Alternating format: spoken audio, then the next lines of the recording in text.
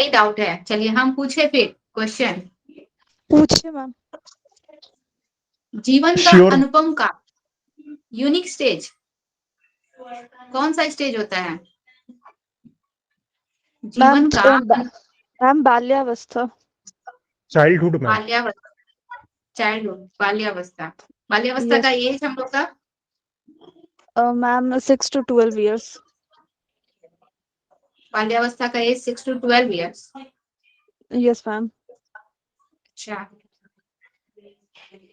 Ma'am moral development 6 to नहीं ना ma'am, 2 to 12 years हो, सॉरी 3 to 12 ईयर्स ले सकते हैं। 6 to 12 years. हम लोग चाइल्डहुड की बात कर प्री रहे थे। मैम प्री चाइल्डहुड भी तो आ जाता है उसमें। और पोस्ट चाइल्डहुड की बात नहीं कर रहे हैं हम। क्वेश्चन क्या किए थे? मैम पूछी हमारा चाइल्डहुड क्वेश्चन का एज। यूनिक एज कौन सा होता है? अनुपम काल, जिसमें बच्चे बहुत ही इंजॉयफुली रहते हैं, उनको किसी प्रकार का कोई टेंशन, कोई बर्डन नहीं रहता है। वो मैम स्टेज हम लोग चाइल्डहुड। का चाइल्डहुड कहलाता है। चाइल्डहुड का स्टेज होता है 6 to 12, 6 से 12। तो अनुपम काल के हिसाब से मैम करेक्ट है मेरी मैम का आंसर। हाँ, तो हम तो क्वेश्चन वही पूछे ना। ठीक है, प्रॉब्लम स्टेज कौन सा स्टेज कहलाता है? प्रॉब्लम स्टेज कौन सा स्टेज?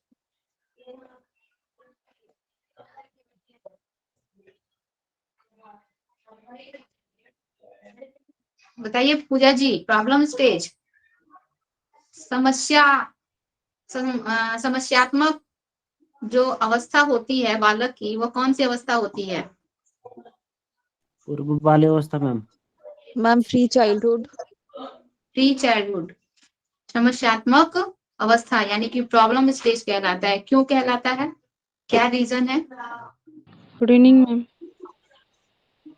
Good evening. क्या रीजन है? इस स्टेज को प्रॉब्लम स्टेज क्यों कहते हैं? ये भी तो बताए थे।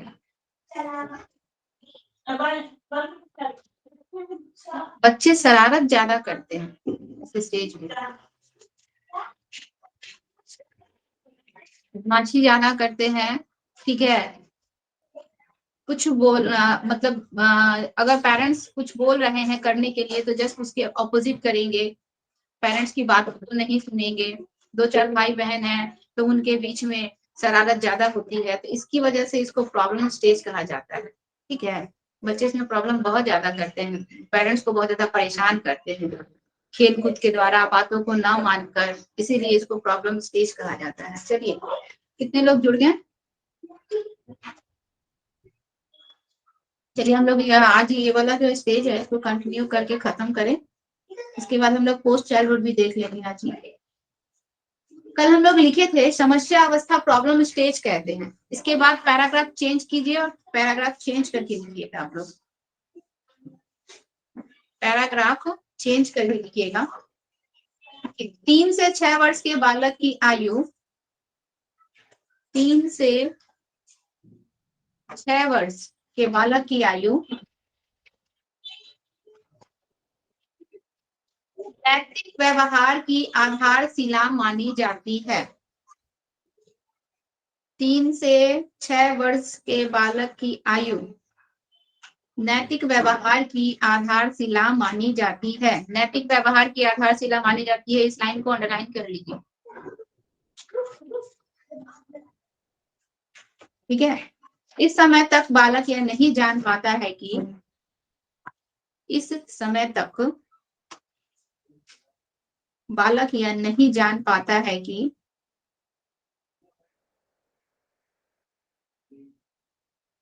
इस समय तक बालक यह नहीं जान पाता है कि कोई कार्य क्यों अच्छा है या अथवा बुरा है। कोई कार्य क्यों अच्छा है अथवा बुरा है।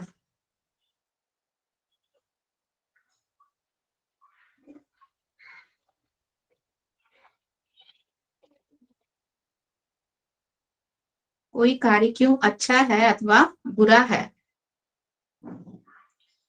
इस अवस्था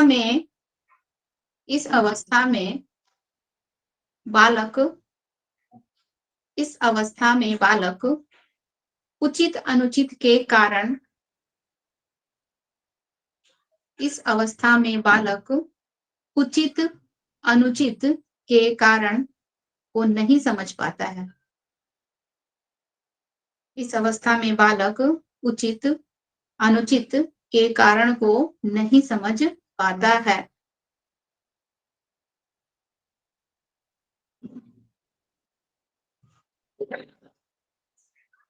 नहीं समझ पाता है। परंतु इस अवस्था के अंतिम वर्षों में उसमें, परंतु इस अवस्था के अंतिम वर्षों में उसमें उचित व्यवहार की समझ, इस अवस्था के अंतिम वर्षों में उसमें उचित व्यवहार की समझ, यानी न्याय और आदर को समझना, यानी न्याय और आदर को समझना, न्याय और आदर को समझना तथा माता पिता के अलग अलग, तथा न्याय और आदर को समझना तथा माता पिता के अलग अलग नैतिक स्तर को जानना, माता पिता के अलग अलग नैतिक स्तर को जानना,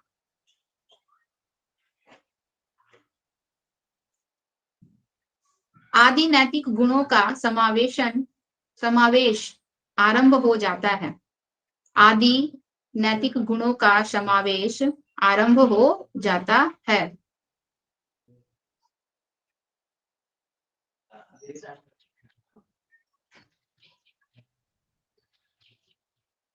नैतिक गुणों का समावेश आरंभ हो जाता है, क्योंकि इसी अवस्था में बच्चे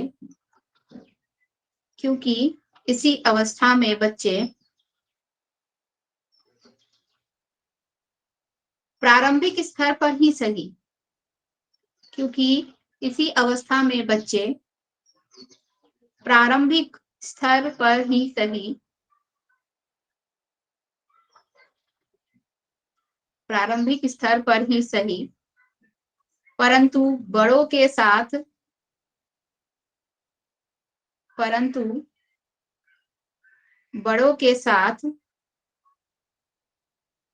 एवं दूसरे व्यक्तियों के साथ,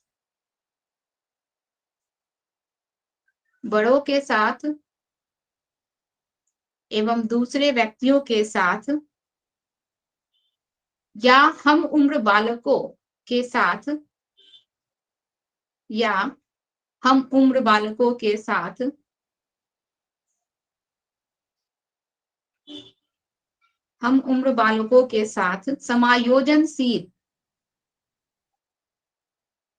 समायोजन का मतलब हो गया एडजस्टमेंट, ठीक है, समायोजनशील व्यवहार करना शुरू कर देते हैं। समायोजनशील व्यवहार करना शुरू कर देते हैं।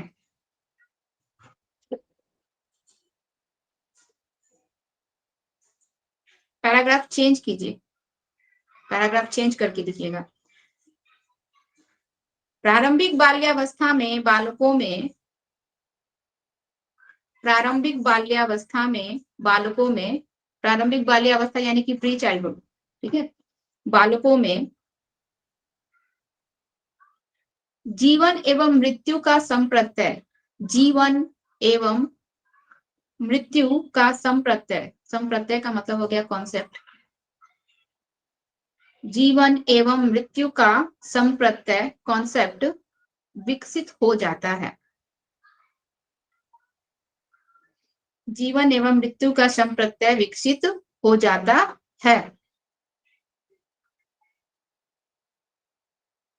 परंतु यहाँ जीवन एवं मृत्यु का संप्रत्यय जो विकसित होता है, परंतु यहाँ जीवन एवं मृत्यु का संप्रत्यय जो विकसित होता है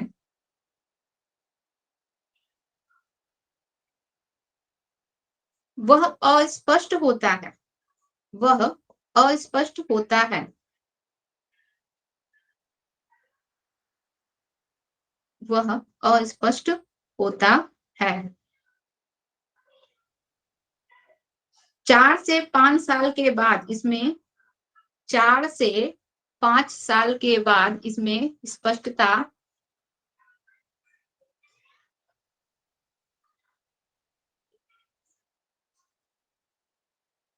चार से 5 साल के बाद इसमें स्पष्टता आने लगती है।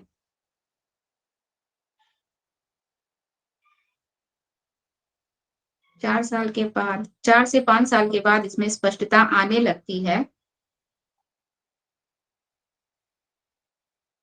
इस अवस्था के प्रारंभ में बालक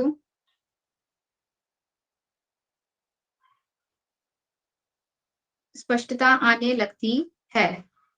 इस अवस्था के प्रारंभ में बालक कुछ निर्जीव नॉन लिविंग थिंग्स, कुछ निर्जीव वस्तुओं को जीवित समझता है। नॉन लिविंग थिंग्स को बच्चा जो है जीवित समझता है। इस अवस्था के प्रारंभ में बालक कुछ निर्जीव वस्तुओं को जीवित समझता है, जैसे जैसे गुड्डा, गुड़िया,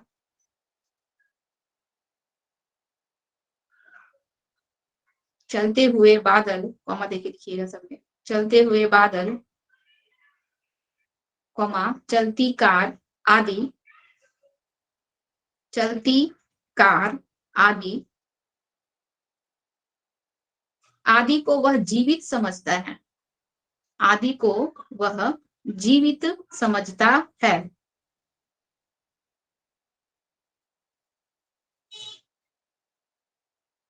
यानी इस अवस्था में बालक में, यानी इस अवस्था में बालक में जीववाद, एनिमिज्म, ANIMISM, जीववाद, एनिमिज्म, यानी इस अवस्था में बालक में जीववाद, एनिमिज्म का गुण होता है, जीववाद का गुण होता है। इस अवस्था में बालक यह स्पष्ट रूप से समझते हैं कि, इस अवस्था में बालक यह स्पष्ट रूप से समझते हैं कि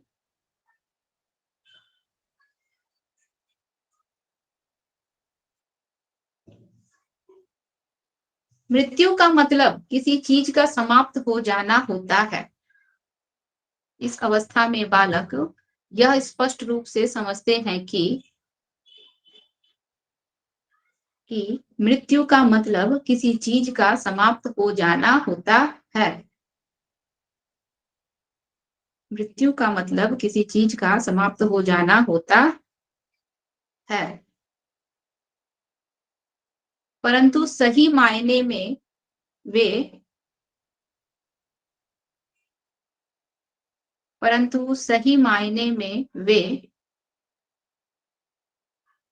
मृत्यु की अंतिमता को नहीं समझ पाते हैं, परंतु सही मायने में वे मृत्यु की अंतिमता को नहीं समझ पाते हैं।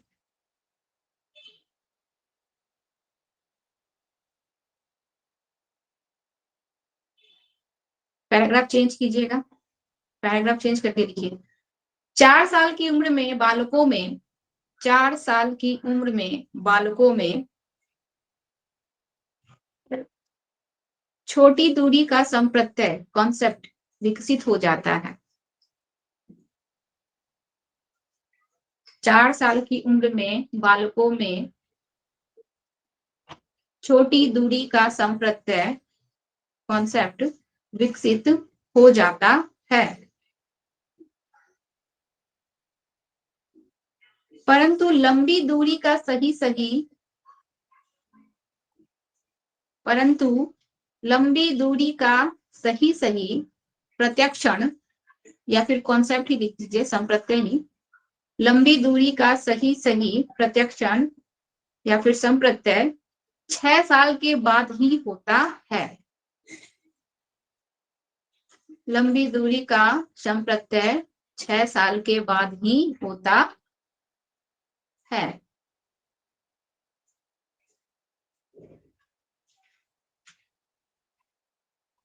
पैराग्राफ चेंज कीजिएगा।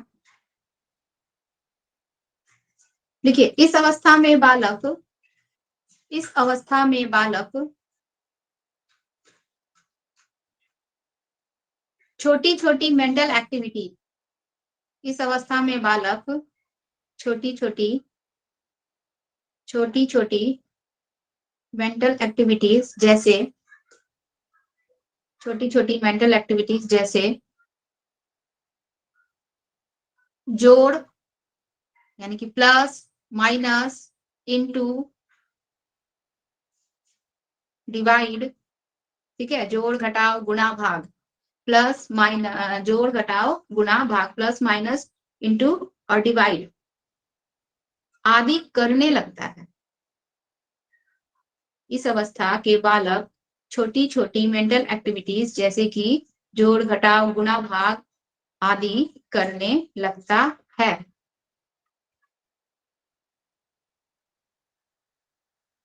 परंतु इनके नियमों को वह नहीं समझ पाता।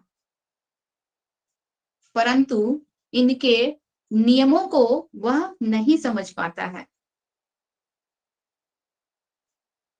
इनके नियमों को वह नहीं समझ पाता है।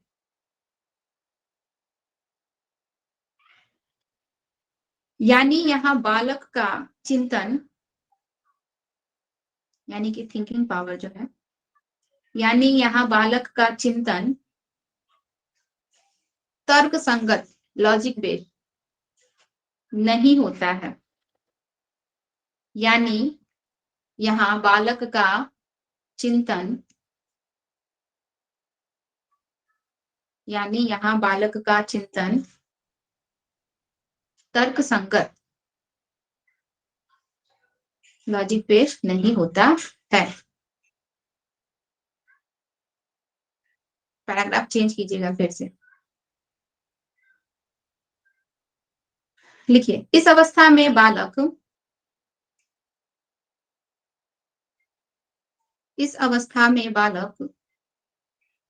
अत्यधिक आत्म केंद्रित, इस अवस्था में बालक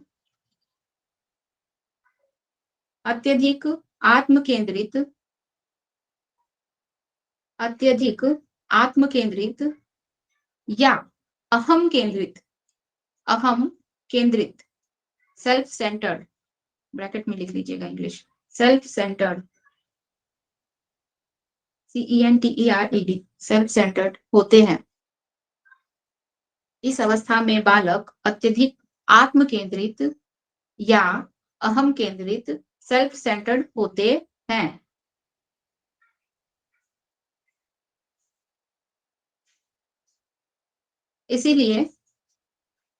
इसलिए वे दूसरे के विचारों को,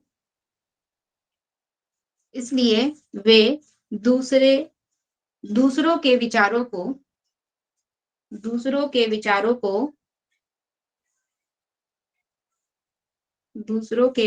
को यथारूप ग्रहण करने में असमर्थ होते हैं।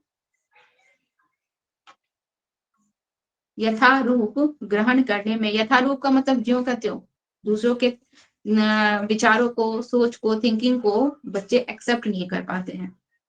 यथारूप ग्रहण करने में असमर्थ होते हैं।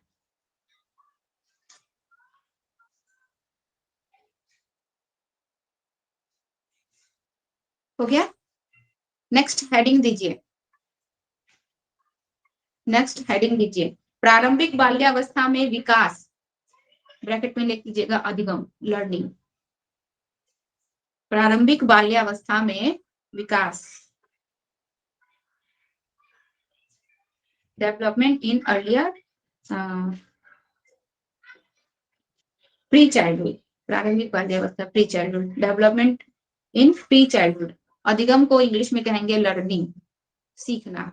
डेवलपमेंट हो चाहे अधिगम हो, सेम ही होगा यहाँ पे। चलिए इसका पॉइंट है, 7 पॉइंट है, लिख लीजिए। नंबर 1 लिखिए,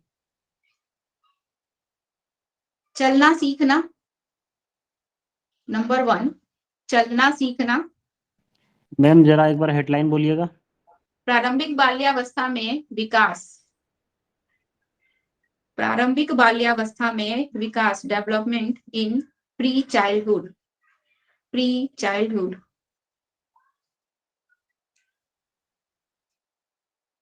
इसका नंबर 1 लिखिए, चलना सीखना।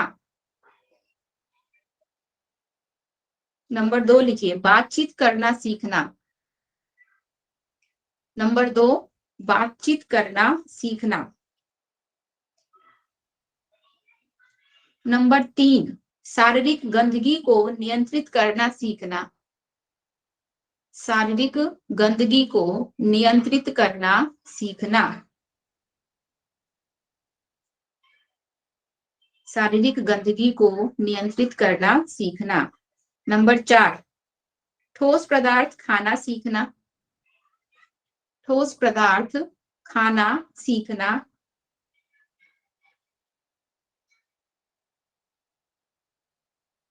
नंबर 5, सामाजिक एवं भौतिक वस्तुओं के बारे में सामान्य अवधारणा सीखना। नंबर 5, सामाजिक एवं भौतिक, भौतिक का मतलब फिजिकल हो जाएगा, ठीक है। सामाजिक एवं भौतिक, भौतिक वास्तविकताओं के बारे में, वस्तु नहीं सॉरी, वास्तविकताओं के बारे में सामान्य अवधारणा सीखना। अवधारणा का मतलब ही कॉन्सेप्ट ही होता है। सामान्य अवधारणा सीखना। नंबर 6, परिवार के सदस्यों, परिवार के सदस्यों, मित्रों, मित्रों तथा अन्य लोगों के साथ, मित्रों तथा अन्य लोगों के साथ भावनात्मक लगाव सीखना। भावनात्मक लगाव सीखना।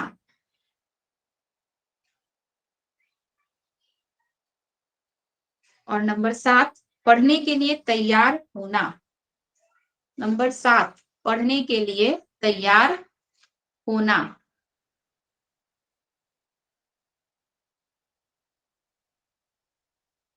ठीक है, ये था हम लोग का प्री चाइल्डहुड, यहाँ पे फिनिश्ड हुआ। चलिए हम लोग इसको पहले समझ लें। देखिए कल जितना तक जाने थे उसके बाद से बता रहे हैं कि 3 से 6, ठीक है, 2 से भी 6 दे सकता है, 3 से भी 6 देगा। अगर ऑप्शन में 2 से 6 नहीं है, 3 से 6 दिया है, अगर हम लोग का प्री चाइल्डहुड, तो भी टेंशन की बात नहीं है, 3 से 6 करेंगे, ठीक है। तो देखिए 3 से 6 वर्ष की जो आयु होती है बालकों की, जो कि हम लोग का प्री चाइल्डहुड का एज है, इसको हम लोग नैतिक व्यवहार की आधारशिला मानते हैं। यानी कि बच्चों को इस स्टेज में नैतिकता का मतलब पता चलता है। नैतिकता है क्या, ठीक है, मोरलिटी होती क्या है इस स्टेज में बच्चों, क्योंकि इसके पहले वाले स्टेज में बच्चों में ये चीज नहीं थी। उसके लास्ट पड़ाव में आकर बच्चों में थोड़े बहुत उस चीज का ज्ञान बच्चों को बताया जाता है, ठीक है। क्योंकि हम कल क्या बताए थे कि कोई भी चीज अचानक से नहीं होता है, उसकी शुरुआत कहीं ना कहीं होती है, तभी वो आगे जाके डेवलप होता है।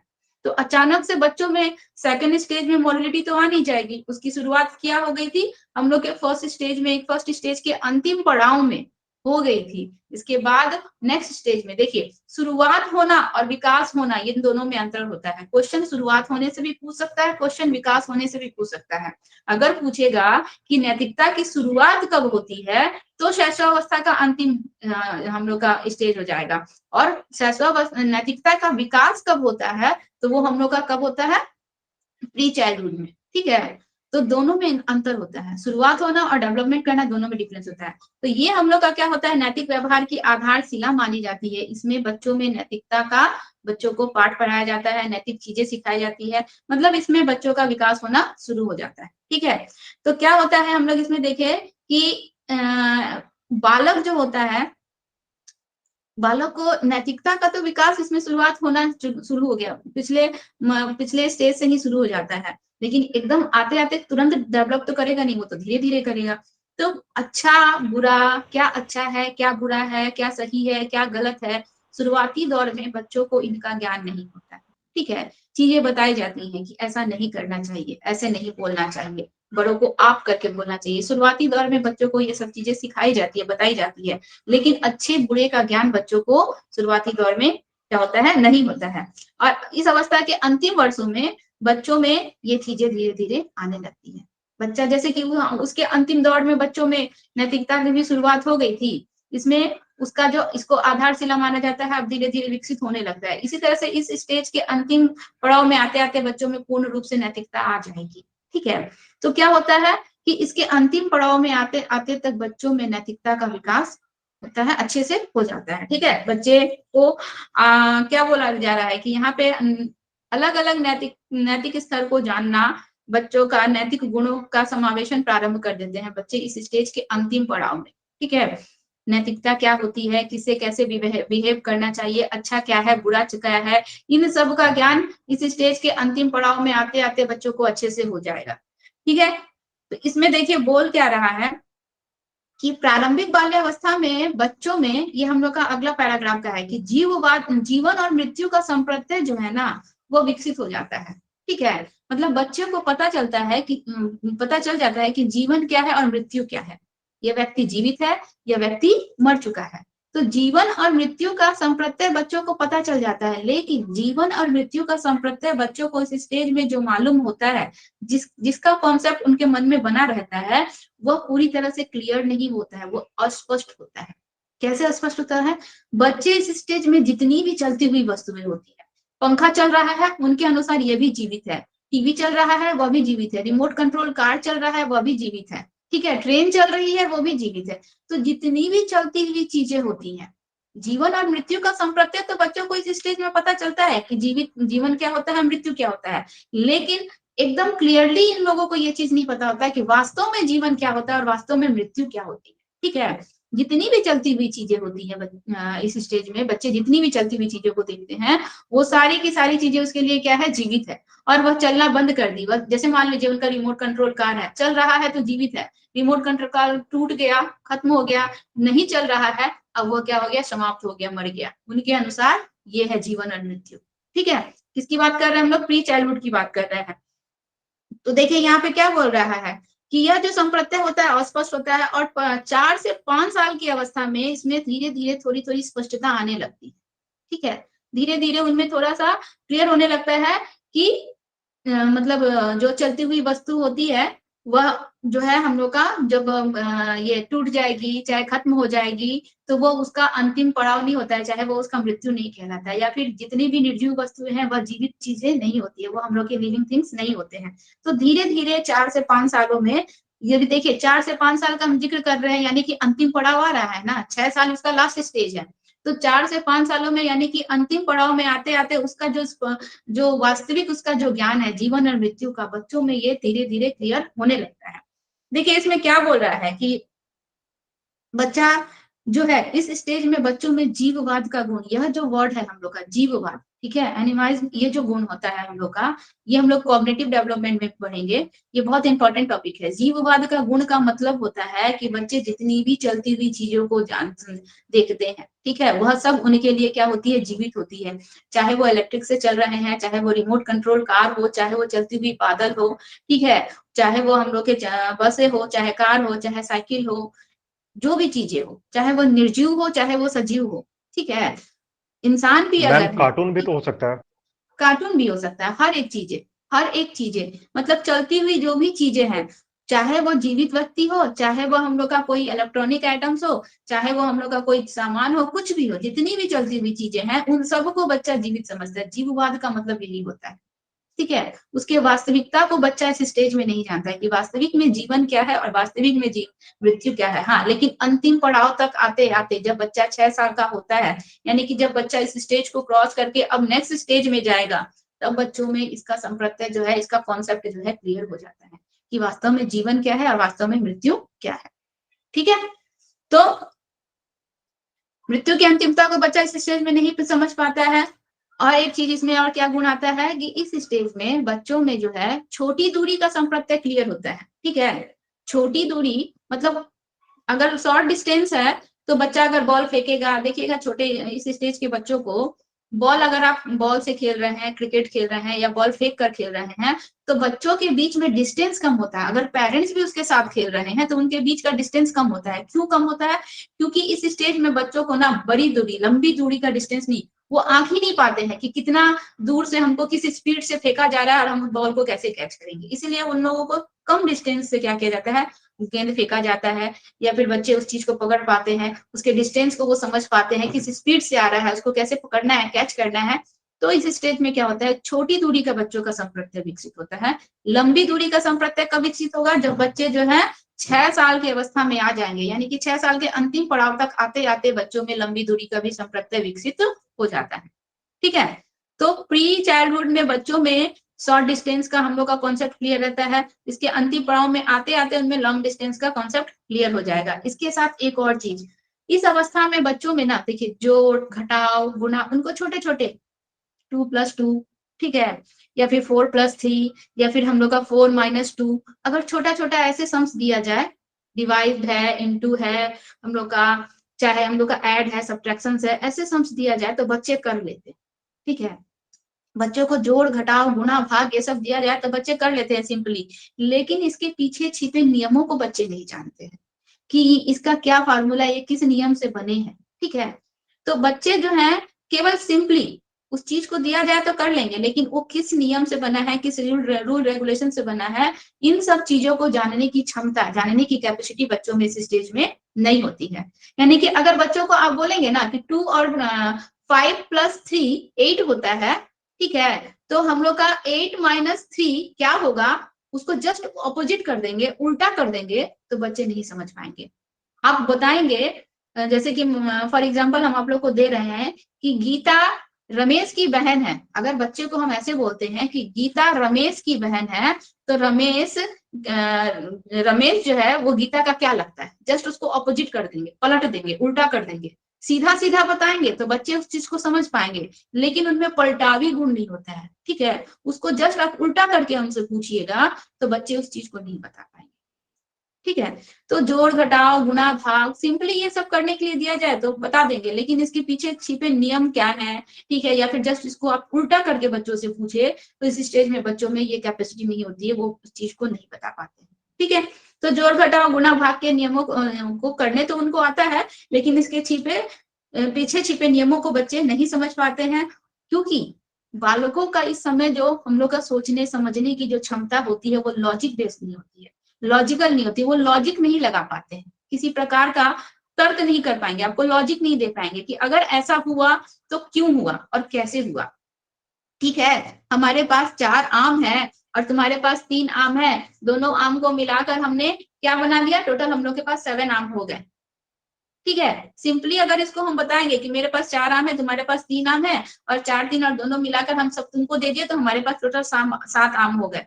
लेकिन अगर इसी को हम बोले कि बेटा मेरे पास 4 आम है, ठीक है, लेकिन हमको 7 आम बनाना है, तो हम कैसे बनाएंगे, तो वो लॉजिक नहीं लगा पाएंगे। ठीक है, तुम्हारे पास और दीदी के पास भी 3 आम है, तो बताओ हमको 7 आम बनाना है, तुमको 7 आम देना है, तो कैसे होगा। तो ये चीज का लॉजिक बच्चे जो है ना बहुत ज्यादा लॉजिकल बेस्ड चीजों को वो नहीं समझ पाते, कॉन्सेप्ट क्लियर नहीं कर पाते हैं, तो इसीलिए उनका जो लॉजिक यहाँ पे जो थिंकिंग पावर होता है वो हम लोग का लॉजिकल बेस्ड नहीं होता है। ठीक है, वो उसमें कोई लॉजिक नहीं लगा पाएंगे, बस सिंपल बताएंगे ना कि इतना जोड़ इतना ये होगा तो वो बता देंगे, हम 5 में से 2 घटाएंगे तो 3 होगा, ये बता देंगे। ठीक है, तो ये हम लोग का क्या होता है, उनमें पलटावी गुण नहीं होता है, उनमें ज्यादा लॉजिक पावर नहीं होता है, ज्यादा सोचने समझने की उतनी कैपेसिटी नहीं होती है। ठीक है, इसके बाद देखिए अगर इसमें बोल रहा है कि इस अवस्था में बालक क्या होते हैं, आत्म केंद्रित होते हैं या अहम केंद्रित होते हैं, जिसको ईगोसेंट्रिज्म कहते हैं। ठीक है, आत्म केंद्रित और अहम केंद्रित का मतलब होता है ईगोसेंट्रिज्म। ईगोसेंट्रिज्म का मतलब क्या होता है कि बच्चे जो कुछ भी सोचते हैं, उनके इर्द गिर्द जो कुछ भी हो रहा है, जो कुछ भी सोच रहे हैं वो अपने अनुसार सोचते हैं। ठीक है। दूसरों के थिंकिंग पावर को एक्सेप्ट करने की उनकी मतलब उनके अनुसार दूसरे जो कुछ भी बोल रहे हैं, उनका जो भी सोच है, जो भी विचार है अभी किसी भी एडल्ट की, तो वो क्या है उनके अनुसार क्या है गलत है। वो अपने अनुसार हर चीज को सोचते हैं। इकोसेंट्रिज्म का मतलब क्या, मतलब हम क्या है मिडिल में है, और वातावरण में यानी इन्वायरमेंट में जो कुछ भी घटनाएं घट रही है वो हमारे अनुसार घट रही है, ठीक है, हमारे अनुरूप घट रही है। तो जो कुछ भी सोचते हैं, जो कुछ भी बच्चे समझते हैं, जिस भी विषय पे अपना कॉन्सेप्ट क्लियर करते हैं, वो अपने अनुसार कॉन्सेप्ट क्लियर करते हैं। दूसरे की बातों को वो एक्सेप्ट नहीं करना चाहते, ठीक है। परियां आसमान से आएंगी, ठीक है, जादू की छड़ी लाएंगी, जादू करेंगी, अगर वो ऐसा सोच रहे हैं तो वो अपने थिंकिंग में ही रहेंगे, अपनी बातों में ही अड़े रहेंगे, वो दूसरे की बातों को एक्सेप्ट नहीं करेंगे। दूसरा बोलेगा कि नहीं ये सच नहीं है, ये वास्तविकता नहीं है, तो वो दूसरे की बातों को नेग्लेक्ट कर देंगे, उसको एक्सेप्ट ही नहीं करेंगे, क्योंकि वो अपने अनुसार अपने उनके अनुसार क्या है, वो सेंटर में है और इर्द गिर्द उनके सारी चीजें उनके इर्द गिर्द घूम रही है, उनके अनुसार ही सारी चीजें क्या कर रही हैं, काम कर रही है, यानी कि वो क्या है यहाँ पे सही है और बाकी सब क्या है यहाँ पे गलत है। तो इस तरह से इस स्टेज में बच्चे जो होते हैं ईगो सेंट्रिज्म होते हैं, वो अपने विचारों को, अपनी बातों को ज्यादा वैल्यू देते हैं, ज्यादा एक्सेप्ट करते हैं, दूसरे की बातों को नहीं, ठीक है। तो यहाँ पे हम लोग का इसी कारण से क्या बोल रहा है कि ये दूसरों के विचारों को यथारूप ग्रहण करने में असमर्थ होते हैं, दूसरों के विचारों को वो एक्सेप्ट नहीं कर पाते। तो ये था हम लोग का प्री चाइल्डहुड। इसमें हम लोग का बाल्यावस्था में कुछ विकास बच्चों में होता है। इससे पहले वाला हम लोग का स्टेज था हम लोग का शैशवावस्था। उस स्टेज में बच्चे जो है, बच्चों को चलना फिरना अच्छे से नहीं आता था, तो इस स्टेज में बच्चे चलना अच्छे से सीख जाते हैं, बच्चे बातचीत करना सीख जाते हैं क्योंकि इनका लैंग्वेज डेवलपमेंट हो जाता है, बच्चे शारीरिक गंदगियों को साफ करना सीख जाते हैं। 2 साल की उम्र तक बच्चे जो है माता पिता पर डिपेंड रहते हैं, कुछ भी शारीरिक गंदगियों को साफ करना है, नहलाना है, चाहे जो कुछ भी करना है वो सब माता पे डिपेंड रहते हैं। लेकिन अब इस स्टेज में बच्चे खुद पे इंडिपेंडेंट हो जाते हैं, ठीक है, ठोस पदार्थों को खाना सीख लेते हैं। 2 साल तक बच्चे ज्यादातर लिक्विड चीज पर डिपेंडेंट रहते हैं, लिक्विड दूध पीते हैं या फिर लिक्विड चीजें को ही खाते हैं। तो इस स्टेज में आते आते कड़ी चीजें हैं, ठोस पदार्थ है, इन सब चीजों को बच्चे चबा कर खाना सीख जाते हैं। सामाजिक और भौतिक वास्तविकताओं के बारे में भी बच्चों को अब थोड़ा थोड़ा नॉलेज होने लगता है कि सोसाइटी क्या है, समाज क्या है, परिवार में इतने सारे सदस्य हैं, कौन क्या मेरा लगता है, ठीक है, या फिर हम लोग के इन्वायरमेंट में पेड़ पौधे चाहे जो भी हम लोग के व्हीकल्स है, उन सब चीजों के विषय में भी बच्चों में धीरे धीरे ज्ञान होने लगता है। अब क्या है, परिवार के लोगों के साथ, अपने फ्रेंड्स के साथ, जो भी उसके आसपास है उसके साथ बच्चों का अट्रैक्शन भी होने लगता है, लगाव होने लगता है, उनको प्रेम भाव होने लगता है, ठीक है। इस स्टेज में देखिएगा कि उसके भाई को कोई मार रहा है, चाहे कुछ कर रहा है तो बच्चा गुस्साता है, चाहे रोने लगता है, तो क्या है, ये प्रेम भाव की भावना है, उसमें अट्रैक्शन आने लगता है अपने परिवार के सदस्यों के प्रति। और पढ़ने के लिए भी इस स्टेज में बच्चे देखिएगा एनी टाइम रेडी रहेंगे, ठीक है।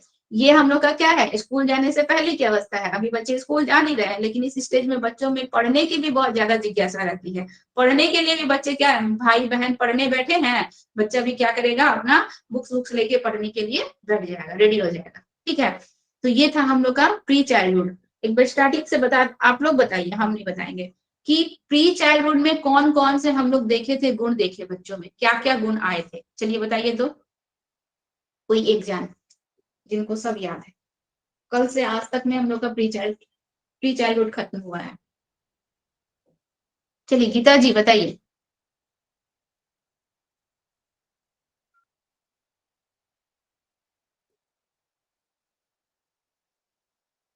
क्या हुआ गीता जी बताइए।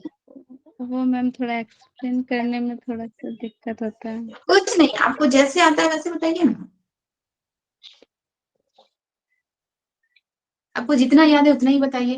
प्री चाइल्डहुड में बच्चों में पहले तो बताइए, प्री चाइल्डहुड कब से कब तक का स्टेज है, एज क्या है इसका,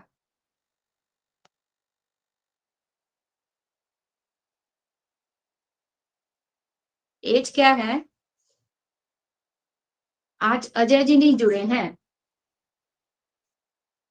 चलिए राहुल जी जुड़े हैं ना, यस मैम। बोलिए प्री चाइल्डहुड का एज क्या है। 0 से 2 से 6 वर्ष में। 2 से, पहले तो हम 0 पे चले गए थे, 2 से मैं सहता हूँ अवस्था में था। 2 से 6 2 वर्ष से में। 6 2 से वर्ष, 6। 2 से 6 वर्ष हम लोग का प्री चाइल्डहुड का स्टेज है। चलिए, प्री चाइल्डहुड में बच्चों में कौन कौन से गुण आते हैं, जल्दी जल्दी बताइए तो। प्रारंभिक बाल्यावस्था में बच्चे खिलौने में ज्यादा रुचि रखते हैं। पहलापन इसको बताया है। खिलौनों की अवस्था कहते हैं, टॉयज यस कहेंगे। खिलौना का अवसर। यस। और दूसरा पॉइंट बताया था मैम, प्रारंभिक बाल्यावस्था में शिक्षकों द्वारा तैयारी का समय बताया गया है। तैयारी का समय बताया गया है, और भी इसमें बहुत कुछ है। यस मैम, इसमें बहुत कुछ है। हाँ, इसमें बहुत कुछ है, और इस सबसे क्वेश्चन आता है। हाँ बताइए सुभानु जी, हैंड रेस कर रहे हैं, बताइए। इसमें मैम इन लोग का फिजिकल डेवलपमेंट होता है और कॉग्निटिव डेवलपमेंट भी इन लोग का शुरू हो जाता है, संज्ञानात्मक विकास। वो परसेप्शन तो भी होता है मैम, प्रत्याशनात्मक। शैशवावस्था से ही शुरू हो गया था। हाँ, वो तो शुरू हो जाता है, उसके बाद फिर हाँ वो डेवलप होने लगता है मैम फिर। हाँ, और उसके बाद बताते हैं इस इन लोग के पास में, रुकिए, अनुकरण करने का प्रवृत्ति भी आ जाता है मैम। मतलब एक तरह से ये लोग दूसरों का नकल करने लगते हैं। अनुकरण करने की प्रवृत्ति और इसी स्टेज में आती है निधि जी, कि इससे पहले वाले स्टेज में आती है? हाँ मैम, इसी स्टेज। अनुकरण करने की प्रवृत्ति तो बच्चों की इससे पहले वाले स्टेज में भी आ जाती है। पहले वाले स्टेज में ही बच्चे दूसरों का नकल मैम करना इस शुरू कर अवस्था देते में हैं। बहुत अधिक तीव्र गति से आ जाती है। देखिए, हम लोग का प्री चाइल्डहुड, इसको हम लोग प्री स्कूल एज कहेंगे, प्री गैंग एज कहेंगे, ठीक है, खिलौनों का एज कहेंगे, नैतिक व्यवहार का आधारशिला कहेंगे ना। इसी स्टेज में बच्चों में जीववाद का गुण आता है, ठीक है, एनिमिज्म का गुण आ जाता है इसी स्टेज में बच्चों में। इसके बाद ये स्टेज हम लोग का ऐसा स्टेज होता है जिसमें बच्चों में छोटी दूरी का संप्रत्यय विकसित हो जाता है, ठीक है। इसी स्टेज में बच्चे जोड़ घटाव गुणा भाग जैसे चीजों को तो सीख जाते हैं, लेकिन इसके पीछे छिपे नियमों को नहीं जानते हैं। इसी स्टेज में बच्चे ईगो सेंट्रिज्म होते हैं, आत्म केंद्रित या अहम केंद्रित का गुण बच्चों में इस स्टेज में रहता है ना। यही सब हम लोग पढ़े थे ना। इस स्टेज को हम लोग तैयारी का एज भी कहते हैं। इस स्टेज को हम लोग समस्या प्रॉब्लम स्टेज भी कहेंगे। बच्चे इस स्टेज में समस्या बहुत खड़ी करते हैं, तो इस स्टेज को हम लोग समस्यात्मक स्टेज भी कहेंगे। और एक चीज था, इस स्टेज को हम लोग खोजी अवस्था, ठीक है, डिस्कवरी स्टेज भी कहेंगे। इस स्टेज में बच्चे जो है नई नई चीजों को खोजने की का प्रयत्न करते हैं, कोशिश करते हैं। ये सारे के सारे हम लोग के क्वालिटी जो है बच्चों का, हम लोग का प्री चाइल्डहुड में आ जाता है, इसी स्टेज में आ जाता है। आप लोग जो बताएं अनुकरण की क्षमता बच्चों में हम लोग का शैशवावस्था में ही आ जाता है। बच्चे उसी स्टेज से नकल करना शुरू कर देते हैं, ठीक है। अगर क्वेश्चन मैम आपने इसमें भी नोट डाउन करवाया हुआ है जी कि मैम, बच्चों इसमें में बस एक चीज प्रारंभिक जोड़े थे कि इसमें बाल्यावस्था में अधिक अनुकरण आता करने है। की प्रवृत्ति बहुत आप अधिक बोलिए तीव्र कि गति इस स्टेज में अनुकरण करने की क्षमता तीव्र हो जाती है। हाँ, तीव्र। से। देखिए, शुरुआत होना और डेवलपमेंट होना दोनों में अंतर होता है। दोनों का क्वेश्चन जब आप लोग देखिएगा तो आप लोगों को समझ में आएगा कि मतलब शुरुआत कहाँ से हो रही है, किस स्टेज से हो रही है, और डेवलपमेंट किस स्टेज में हो रहा है। दोनों का अलग अलग क्वेश्चन होगा। अगर शुरुआत पूछ रहा है तो शैशवावस्था, और अगर डेवलपमेंट हो रहा है तो प्री हम लोग का चाइल्डहुड हो जाएगा, ये हम लोग का उत्तर बाल्यावस्था हो जाएगा, सॉरी पूर्व बाल्यावस्था, ठीक है। ये छोटे छोटे चीजों पे ही हम सीटेड नंबर काट लेता है, और एक नंबर बहुत वैल्यू रखता है, एक नंबर बहुत वैल्यू रखता है। तो ये था हम लोग का अब से याद प्री रहेगा चाइल्डहुड। मैम, आप लोग, हाँ अब से याद रहेगा मैम माइंड में। हाँ, ये छोटा छोटा चीज जो हम आप लोग को बता रहे हैं, जैसे कि हम आपको क्या बताएं कि बच्चों में नैतिक व्यवहार की आधारशिला जो है प्री चाइल्डहुड कहलाती है। लेकिन ये नैतिकता बच्चों में शुरुआत कब से हो जाती है? शैशवावस्था के अंतिम पड़ाव से ही शुरू हो जाती है, ठीक है। क्यों? क्योंकि कोई भी बच्चों में कुछ भी अगर नया गुण आ रहा है तो एक बार एक नहीं आएगा, अचानक से नहीं पनपेगा। वो कहीं ना कहीं से उसकी शुरुआत होगी, तो ही वो आगे जाके डेवलप करेगा। समझ में आया? इस स्टेज में बच्चों में सोचने की समझने की क्षमता तो होती है, लेकिन लॉजिक बेस नहीं होता है। आपको वो कोई लॉजिक नहीं दे पाएंगे। बेटा तुम ऐसा किया तो कैसे किया, वो कोई लॉजिक ही नहीं दे पाएंगे, और अगर लॉजिक देंगे भी ना तो उनका लॉजिक जो है ऊटपटांग रहेगा, ठीक है। उनका लॉजिक जो है आपको क्लियर ही नहीं समझ में आएगा कि वो लॉजिक देना क्या चाहते हैं, क्योंकि उनका जो कॉन्सेप्ट है वो क्लियर ही नहीं है। इसीलिए बच्चों का लॉजिक जो होता है वो हम लोग का क्लियर इसमें नहीं होता है। इतना सब चीज आप लोग याद रखिए। चलिए हम लोग नेक्स्ट टॉपिक स्टार्ट करते हैं, उत्तर मैम बाल्यावस्था। हाँ मेरा सवाल है मैम। बोलिए। मैम आप बताए थे पिछली बार बाल्यावस्था का अगर पूछे तब हम कह सकते हैं कि तैयारी की अवस्था मैम, और जब पूर्व बाल्यावस्था कहेंगे तो फिर आप बताए थे कि मैम खिलौने की अवस्था इसको कहेंगे।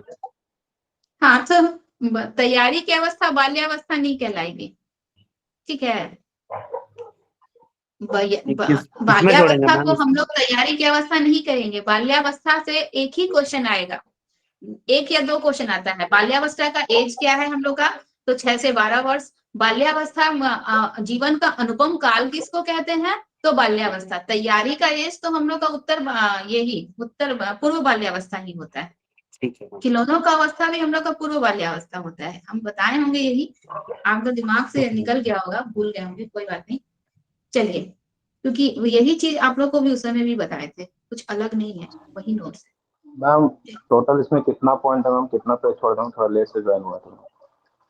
आज आज का बात कर रहे हैं राहुल जी। यस मैम, इसमें 2 पेज छोड़ दीजिए, 2 पेज। 2 पेज छोड़ दीजिए। 2 पेज मतलब 2 पूरा पेज नहीं, मतलब खड़ा एक पेज, एक साइड, खड़ा एक पेज। अगर पूरा पेज छोड़ेंगे ना तो दोनों साइड में आपका आ जाएगा, ठीक है। मैम पूर्व बाल्यावस्था के ऊपर पार्टिकुलर क्वेश्चन आता है क्या मैम?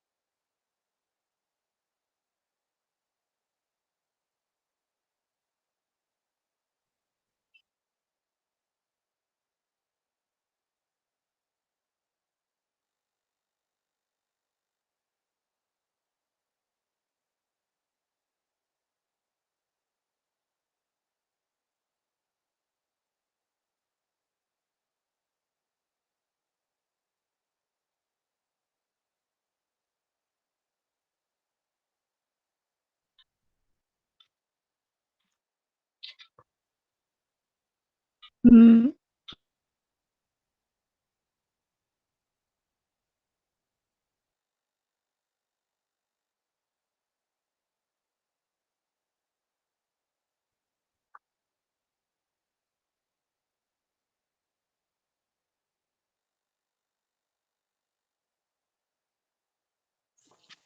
चलिए, अभी साउंड आ रहा है आप लोगों को? यस मैम, अभी यस आ रहा है। चलिए, हमको लगा कि आप ही लोग म्यूट हो गए हैं, जबकि हम ही म्यूट हो गए थे। हाँ बोलिए राहुल जी, आपका क्या क्वेश्चन था? मैम मैं बोल रहा था कि जैसे बाल्यावस्था को हम लोग 2 पार्ट में डिवाइड करके पढ़ रहे हैं, तो पूर्व बाल्यावस्था से कोई पार्टिकुलर क्वेश्चन रहता है क्या मैम? हाँ, तो ये आप लोग को इतना सारा जो टॉपिक लिखा है, इस सबसे क्वेश्चन रहेगा तभी तो लिखवाए हैं मैम तो आपका। कुछ कुछ पर्टिकुलरली कंफ्यूजन हो जा रहा है मैम। पूर्व बाल्यावस्था, पता कुछ है, कुछ कंफ्यूजन हो जा रहा है मैम। ये पूर्व बाल्यावस्था और शैशवावस्था में। कुछ कुछ कंफ्यूजन है तो कंफ्यूजन दूर कीजिए।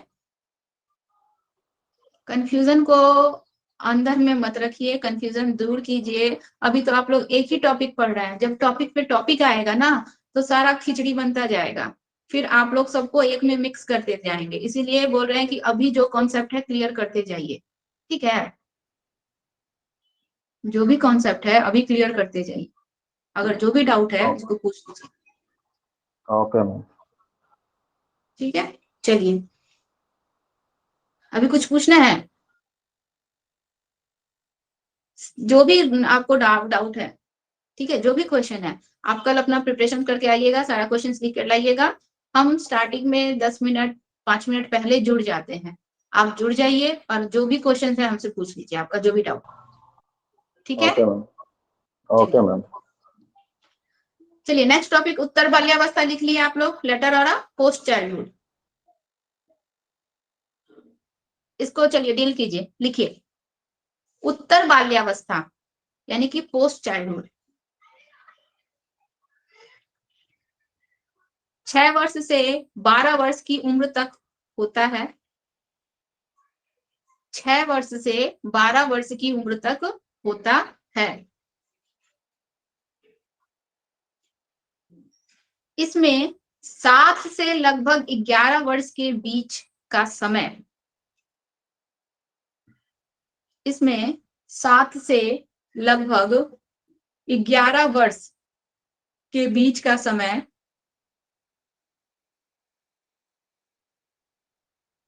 सात से 11 वर्ष के बीच का समय मध्य बाल्यावस्था, मिडिल चाइल्डहुड, ठीक है, मध्य बाल्यावस्था के रूप में देखा जाता है। मध्य बाल्यावस्था के रूप में देखा जाता है, मिडिल चाइल्डहुड। आज ज्योति जी नहीं जुड़ी है ना?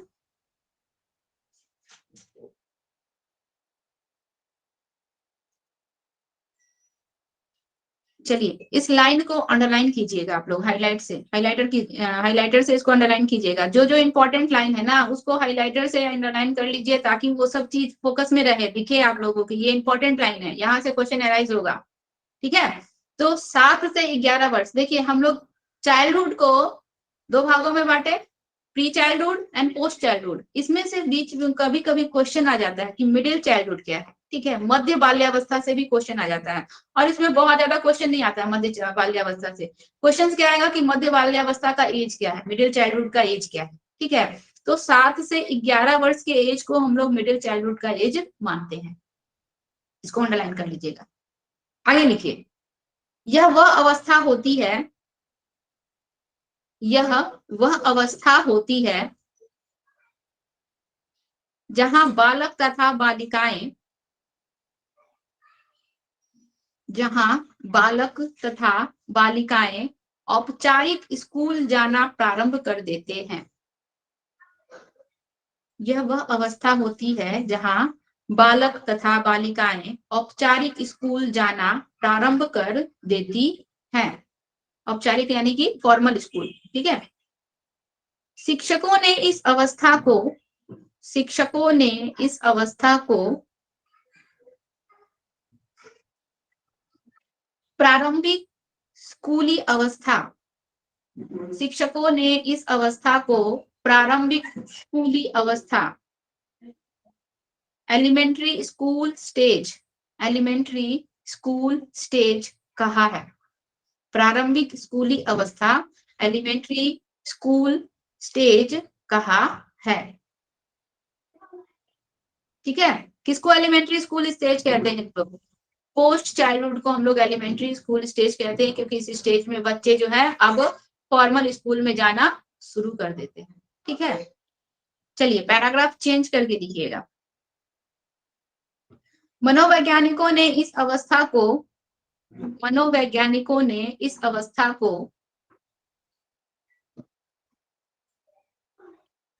गिरोह अवस्था, मनोवैज्ञानिकों ने इस अवस्था को गिरोह अवस्था या समूह अवस्था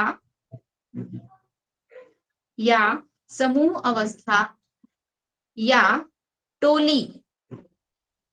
टोली अवस्था, गैंग एज, तीनों को एक ही नाम देंगे, गैंग एज। गिरोह अवस्था या समूह अवस्था या टोली अवस्था, गैंग एज कहा है, गैंग एज कहा है। क्योंकि इस अवस्था में बालकों में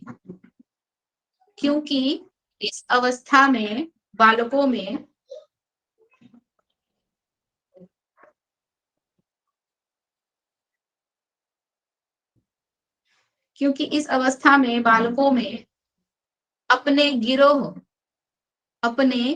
गिरोह यानी कि गैंग, अपने गैंग या समूह के अन्य सदस्यों द्वारा, गिरोह या गैंग के अन्य सदस्यों द्वारा स्वीकृत किया जाना सर्वाधिक महत्वपूर्ण होता है। स्वीकृत किया जाना सर्वाधिक महत्वपूर्ण होता है। स्वीकृत किया जाना सर्वाधिक महत्वपूर्ण होता है।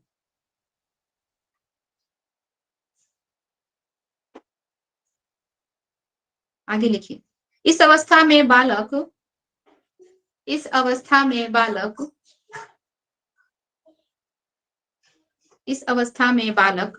अपने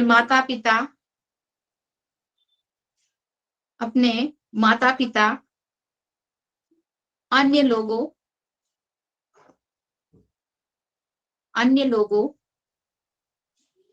और व्यक्तिगत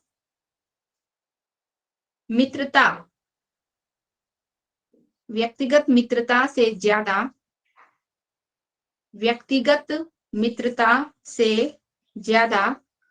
महत्व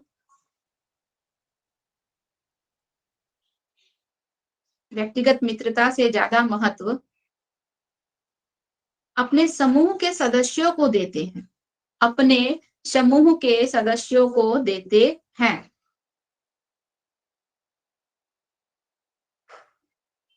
अपने समूह के सदस्यों को देते हैं।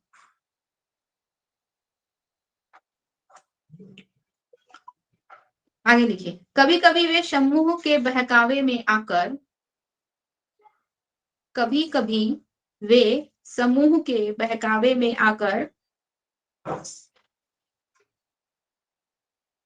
अपने माता पिता,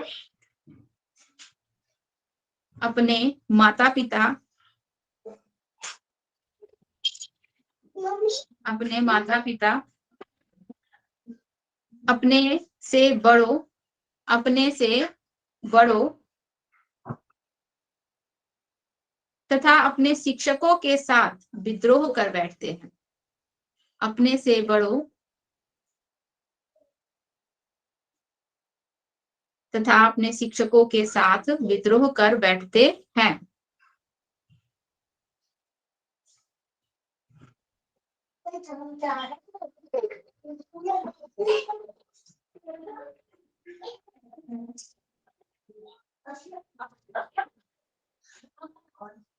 साथ ही साथ दूसरे समूह के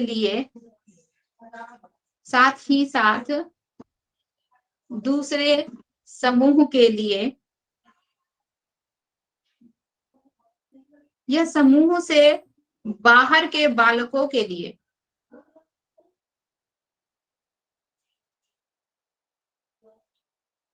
दूसरे समूह के लिए या समूह से बाहर के बालकों के लिए। फिर से लाइन रिपीट कीजिएगा मैम। साथ ही साथ दूसरे समूह के लिए या समूह से बाहर के बालकों के लिए। दूसरे समूह के लिए या समूह से बाहर के बालकों के लिए पूर्वाग्रह इंग्लिश में लिख लीजिएगा हम लोग का प्रेजुडिस। पूर्वाग्रह प्रेजुडिस PREJUDICE। समूह के लिए या समूह से बाहर के बालकों के लिए पूर्वाग्रह प्रेजुडिस की भावना विकसित कर लेते हैं।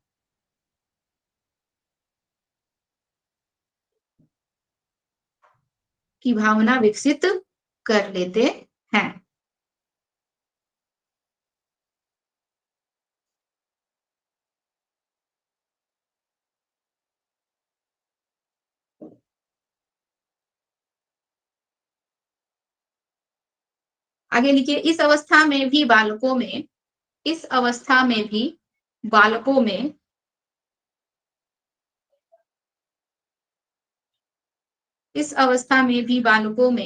महत्वपूर्ण शारीरिक विकास,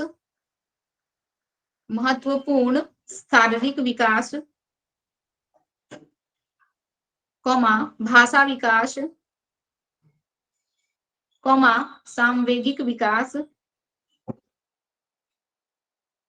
सामवेगिक विकास, सामाजिक विकास, मानसिक विकास तथा संज्ञानात्मक विकास होते हैं। मैम रिपीट तथा प्लीज। हाँ देखिए, इस अवस्था में भी बालकों में महत्वपूर्ण शारीरिक विकास, भाषा विकास, सांवेगिक विकास, सामाजिक विकास, मानसिक विकास तथा संज्ञानात्मक विकास होते हैं।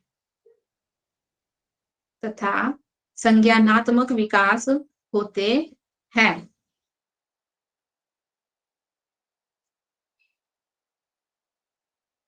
जिनका ज्ञान होने से शिक्षक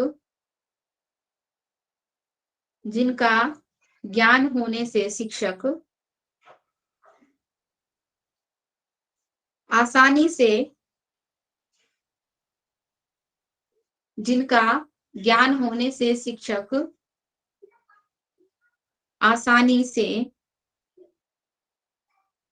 बालकों का मार्गदर्शन कर पाते हैं। आसानी से बालकों का मार्गदर्शन कर पाते हैं।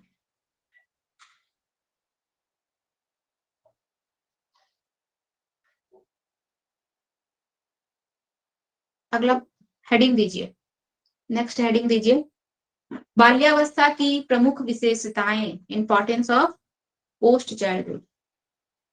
बाल्यावस्था की प्रमुख विशेषताएं, importance of post childhood.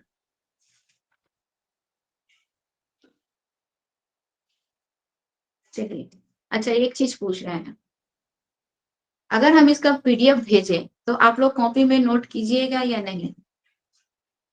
Yes ma'am. क्योंकि अगर हम पीडीएफ भेज दें, आप लोग नोट करके रखिएगा तो हमको केवल आके समझाना रहेगा। लेकिन ये होता क्या है कि अच्छा होता है पीडीएफ मैम। चला जाता है। निशांत जी आप बताइए, पिछले बार पीडीएफ जो गया था आप नोट किए हैं कॉपी में कुछ भी? मैम हम सारा प्रिंट करवा लेते हैं मैम। यही तो बात है। देखिए, प्रिंट करवाने में आप उसको पढ़ तो नहीं रहे हैं। नहीं मैम, आप जब बताते हैं ना उस समय हाइलाइटर रखते हैं, उसको हाईलाइट करते जाते हैं मैम। नहीं, देखिए हम लिखवा रहे हैं, ठीक है, आप लोग एक बार सुन रहे हैं, दोबारा हम समझा रहे हैं, दोबारा सुन रहे हैं ना, 2 बार चीजों को आप ध्यान दे रहे हैं, तो वो दिमाग में ज्यादा घुस रहा है। और हम अगर पीडीएफ भेज देंगे, आप लोग प्रिंट आउट करवा के उसको साइड में रख दिए कोने में, फिर तो उसको कोई देखने नहीं गया। हम जब समझाएं तो एक ही बार ना हुआ। तो अगर आप लोग हम जो पीडीएफ भेजेंगे केवल एक टॉपिक का, हम प्री चाइल्ड पोस्ट चाइल्डहुड लिखवा रहे हैं, हम पोस्ट चाइल्डहुड वाला ही भेजेंगे, उतना ही, उसको केवल आप लोगों को कॉपी में नोट करके रखना है, हम उतना ही आके कल समझाएंगे। प्रॉमिस मैम, लिख लेंगे। हाँ, इसलिए हम इस बार लिखवा रहे हैं, क्योंकि हमको पता है पीडीएफ तो पोस्ट फोटो कॉपी होता है और वो साइड में रखा जाता है, क्योंकि हम खुद भी वही करते थे। अच्छा ठीक है, चलिए जितना भी हम लोग लिख सकते हैं लिखेंगे। हाँ बोलिए सुभानु जी। मैम पूछ रहे थे अप्रोक्स कितना बजे तक पीडीएफ आ जाएगा?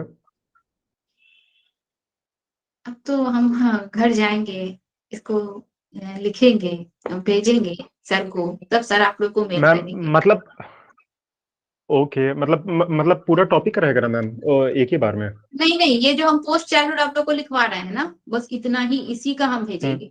ये टॉपिक क्लियर कर देंगे, इसके बाद एडोलेसेंस जो है हम लोग कल स्टार्ट करेंगे। अगर कल हम लोग इसको क्लियर कर देते हैं तो फिर नेक्स्ट डे से हम लोग एडोलेसेंस वाला किशोरावस्था स्टार्ट करेंगे, एक एक करके। अभी इतना जल्दी मैम नहीं बेटर है, हो। हड़बड़ाना नहीं है, अभी बहुत टाइम है हम लोग के पास। सीटेट का एग्जाम अभी फॉर्म भी नहीं निकला है, अभी तो जो एग्जाम दिए हैं उनका तो अभी रिजल्ट भी आउट नहीं हुआ है, उनका तो आंसर की भी नहीं आया है, ठीक है।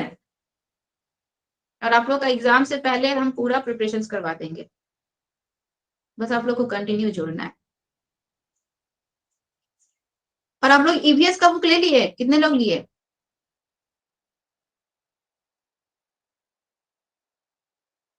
ईवीएस की बुक, निशांत जी आपके पास ईवीएस का बुक है मैम पहले से?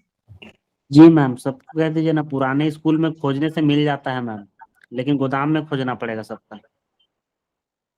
तो सबको आप ही बता दीजिए।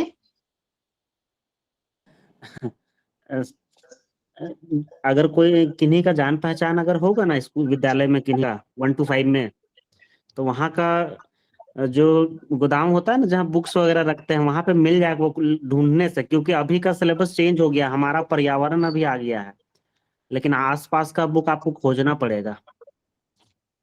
नहीं तो आप लोग बुक स्टॉल में भी जाके देख सकते हैं, वहां भी मिल जाएगा, वहां भी मिल जाएगा।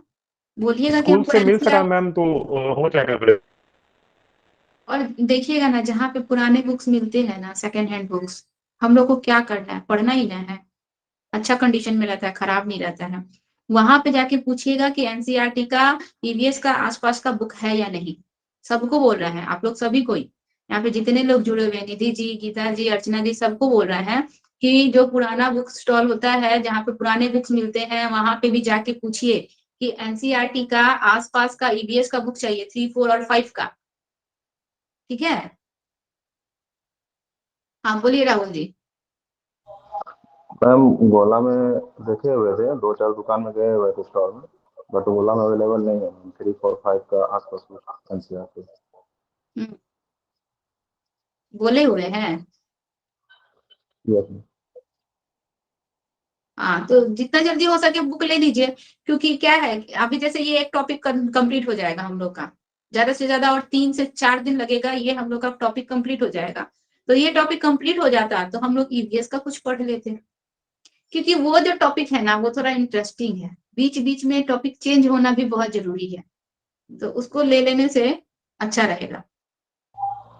मैम ये भी ऑनलाइन साथ तो में आज। कंप्लीट होगा, वो भी कंप्लीट होगा, तो हम दो चीजों का एक साथ आप लोग का टेस्ट ले सकते हैं। अगर मान लीजिए हम कोई एक क्वेश्चन पेपर, अगर किसी ईयर का एक क्वेश्चन पेपर सेंड करते हैं, तो उसका हम लोग का सीडीपी और उसका हम लोग का ईवीएस, ये दोनों का दोनों क्वेश्चन आप लोग सॉल्व करेंगे ना एक साथ, इसलिए बोल रहे हैं। मंडे तक का टाइम दीजिए मैम, मंडे तक में हो जाएगा। ठीक, ठीक है, कोई बात नहीं, आप लोग देखिए, सभी को बोल रहा है, सभी लोग, सबके पास मोबाइल में भी डाउनलोड करने से हो जाता है गूगल से, लेकिन फिजिकली उसको हमको क्या करना है, अंडरलाइन करना है, उसमें बहुत सारा वर्ड, इसलिए हम लोग के पास फिजिकली बुक होना चाहिए। इसलिए आप लोग कोशिश कीजिएगा कि बुक ले लें। ठीक है, चलिए, पोस्ट चाइल्डहुड हम लोग इसको पहले से थोड़ा सा जान लेते हैं कि हम लोग का स्टेज कौन सा हो जाता है, 6 से 12 वर्ष, 6 वर्ष से 12 वर्ष का उम्र हम लोग का पोस्ट चाइल्डहुड कहलाता है। लेकिन इसमें हम लोग का बीच का जो उम्र है, कभी कभी इससे क्वेश्चन पूछ लेता है कि मध्य बाल्यावस्था या फिर हम लोग का मिडिल चाइल्डहुड का एज क्या होता है, तो वो होता है हम लोग का 7 से 11 वर्ष का उम्र। ठीक है, 7 से 11 वर्ष का उम्र हम लोग का मध्य बाल्यावस्था का उम्र होता है। इस स्टेज को हम लोग क्या कहते हैं, उस इससे पहले वाले स्टेज को हम लोग प्री स्कूल एज या प्री गैंग एज कहते थे कि बच्चा जो है उस स्टेज में स्कूल जाना भी स्टार्ट नहीं किया था, स्कूल जाने के पहले की अवस्था। लेकिन अब इस स्टेज में बच्चा स्कूल जाना उसमें बच्चा जो है इनफॉर्मल स्कूल में जाता था, इसमें बच्चा फॉर्मली स्कूल में जाने लगेगा। फॉर्मल स्कूल में जाने का मतलब क्या, कि बकायदा अब बच्चा किसी ट्यूटर के अंडर पढ़ेगा, बच्चा किसी रूल रेगुलेशंस को फॉलो करेगा। ठीक है, टाइम टेबल को फॉलो करेगा, हर एक चीज को फॉलो करके बच्चा फॉर्मली जो है स्कूल में जाता है। बकायदा उस पर स्टडी का प्रेशर रहता है, हर एक चीजों को फॉर्मली बताया जाता है, किसी फॉर्मल लैंग्वेज का हम लोग का एक स्टैंडर्ड लैंग्वेज का यूज किया जाता है। तो ये सारी चीजें, ठीक है। तो इस स्टेज में बच्चा जो है अब फॉर्मली स्कूल में जाना प्रारंभ कर देता है, इसीलिए हम लोग इसको क्या कहते हैं, स्कूल एज भी कहते हैं। बच्चा स्कूल में जा रहा है, देखिए, बच्चा इससे पहले कहाँ था, घर में था, परिवार आस पड़ोस के लोग ही उसका समाज था, सोसाइटी थी। अब बच्चा स्कूल में जा रहा है, स्कूल में जाते ही बच्चा का सोसाइटी देखिएगा एक ही बार बड़ा हो जाता है, अचानक से डेवलप कर जाता है, बड़ा हो जाता है। तो अब उसको अपने हम उम्र के बहुत सारे बच्चे वहां पे मिलते हैं, टीचर्स मिलते हैं, अदर बच्चों से भी उसका जान पहचान होता है, तो उसका समाज अचानक से क्या होता है, बड़ा हो जाता है, सोसाइटी बड़ी हो जाती है। वहां पे उसको अपने हम उम्र फ्रेंड्स बनते हैं, अपना एक ग्रुप सर्कल बनता है, और ग्रुप सर्कल के प्रति बच्चों का अट्रैक्शन जो होता है, झुकाव जो होता है, वो बहुत ज्यादा होता है। इसीलिए इस स्टेज को हम लोग गैंग एज भी कहते हैं। स्कूल जाना बच्चे प्रारंभ किए, बच्चों ने अपना एक फ्रेंड सर्कल बनाया, उनका अपना एक गैंग बन गया, अपना एक टोली बन गया, तो ये हम लोग का गैंग एज भी कहलाता है। ये स्टेज हम लोग का स्कूल एज भी कहलाता है। ठीक है, पोस्ट चाइल्डहुड को हम लोग स्कूल एज भी कहेंगे, पोस्ट चाइल्डहुड को हम लोग गैंग एज भी कहेंगे। ठीक है, तो और हम लोग का ये प्रारंभिक स्कूली अवस्था, इसको एलिमेंट्री स्कूल स्टेज भी कहा जाता है।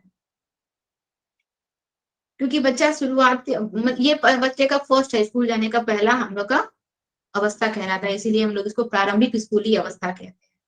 गैंग बना लिया बच्चा, स्कूल जाने लगा, गैंग बना लिया। अब बच्चा इस स्टेज में देखिए क्या क्या करता है।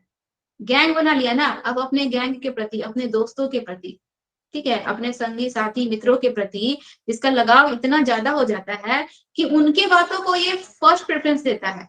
माता पिता, बड़े भाई बहन या फिर अपने टीचर्स की बातों को ज्यादा वैल्यू नहीं देगा। वैल्यू किसकी बातों को देगा? फ्रेंड्स की बातों को देगा। फ्रेंड्स ने ये बोला है वो करेंगे, माता पिता के बातों को वो इग्नोर करेगा। हाँ राहुल जी कुछ बोलना चाहते हैं क्या?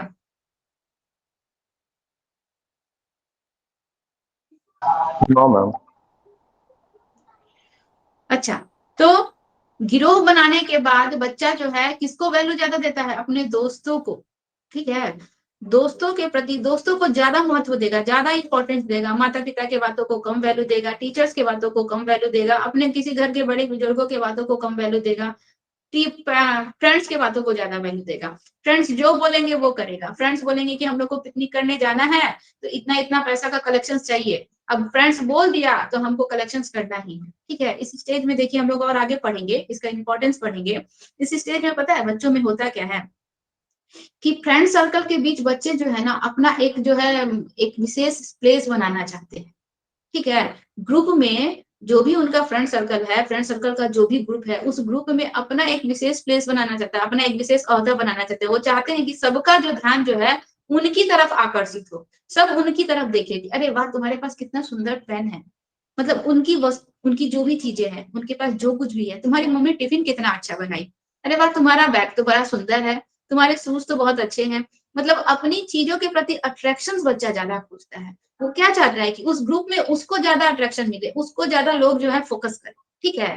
तो यहाँ इस स्टेज के बच्चों का ये एक इंपॉर्टेंस होता है, इसीलिए बच्चे जो है ग्रुप के लोगों को ज्यादा वैल्यू देते हैं, माता पिता या फिर अपने बड़े बुजुर्गों या फिर टीचर्स के बातों को कम वैल्यू देते हैं, ठीक है।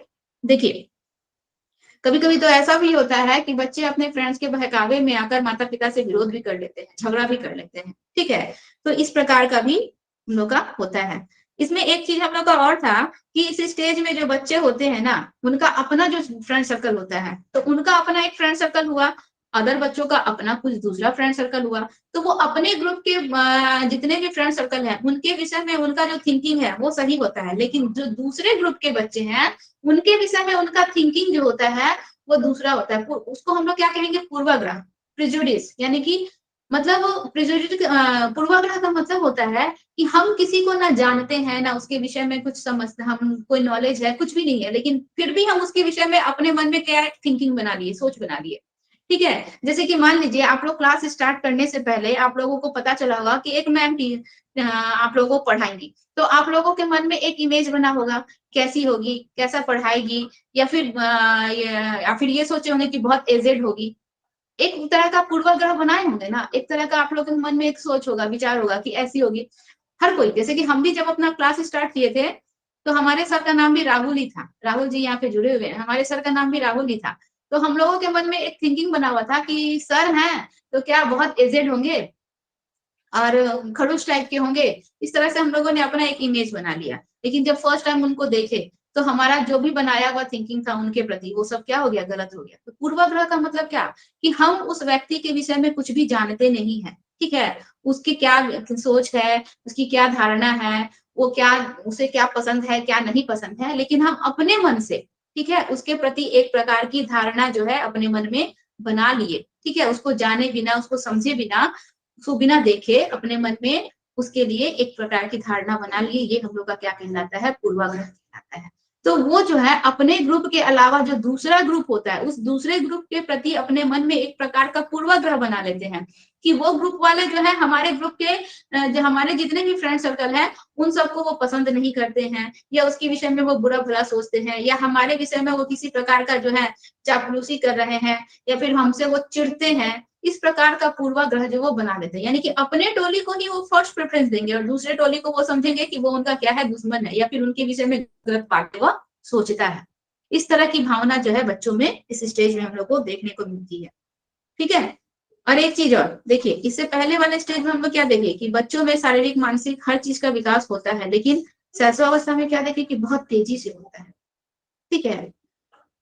पूर्व बाल्यावस्था में प्री चाइल्डहुड के शुरुआती दौर तक बच्चों में यह विकास जो है तेजी से ही होता है, लेकिन इसके बाद यह विकास धीरे धीरे क्या होता है, डाउन होने लगता है, धीरे धीरे होने लगता है, मंद पड़ जाता है। उत्तर बाल्यावस्था में भी बालकों में शारीरिक, मानसिक, सांवेगिक, भाषाई हर एक विकास होता है, लेकिन किस गति से होगा, अब बहुत स्पीड में नहीं होगा। जैसे कि फर्स्ट स्टेज में बहुत रैपिडली हो रहा था, बहुत तेजी से हो रहा था, इस स्टेज में बहुत तेजी से नहीं होता है। क्या होता है, विकास तो चलता है, हम लोग क्या पढ़े थे, विकास निरंतर चलने वाली प्रक्रिया है, कंटिन्यूअस चलने वाली प्रक्रिया है, कभी भी स्टॉप नहीं होगी। लेकिन हाँ, उसकी गति कभी क्या होगी, बहुत तेज होगी, बहुत कभी मंद पड़ जाएगी। तो इस स्टेज में इसकी गति क्या होती है, थोड़ी धीमी पड़ जाती है, मंद पड़ जाती है, ठीक है। लेकिन विकास हम लोग का होता है। चलिए, इतना क्लियर हुआ या नहीं? देखिए, यहाँ उत्तर बाल्यावस्था से ही यस मैम, क्लियर। अभी इसी इतना ही टॉपिक हम लोग पढ़े हैं, इससे 3 से 4 क्वेश्चन बना। पहला क्वेश्चन क्या बना कि उत्तर बाल्यावस्था का स्टेज क्या है, 6 से 12 वर्ष, ठीक है। दूसरा क्वेश्चन बना कि उत्तर बाल्यावस्था को और किस नाम से जानते हैं, तो उत्तर बाल्यावस्था को हम लोग स्कूल एज के नाम से जानेंगे, एलिमेंट्री स्कूल स्टेज के नाम से जानेंगे, इसको गैंग एज के नाम से भी जानेंगे, ठीक है। चलिए, अभी तो और बहुत क्वेश्चन बनेगा इसमें। इंपॉर्टेंस ऑफ पोस्ट चाइल्डहुड लिखे है ना, इसका फर्स्ट पॉइंट लिखिए आप लोग। फर्स्ट पॉइंट लिखिए, उत्तर बाल्यावस्था को माता पिता द्वारा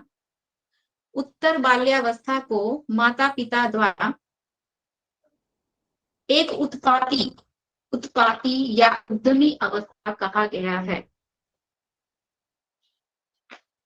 उत्तर बाल्यावस्था को माता पिता द्वारा एक उत्पाती या उद्यमी अवस्था कहा गया है।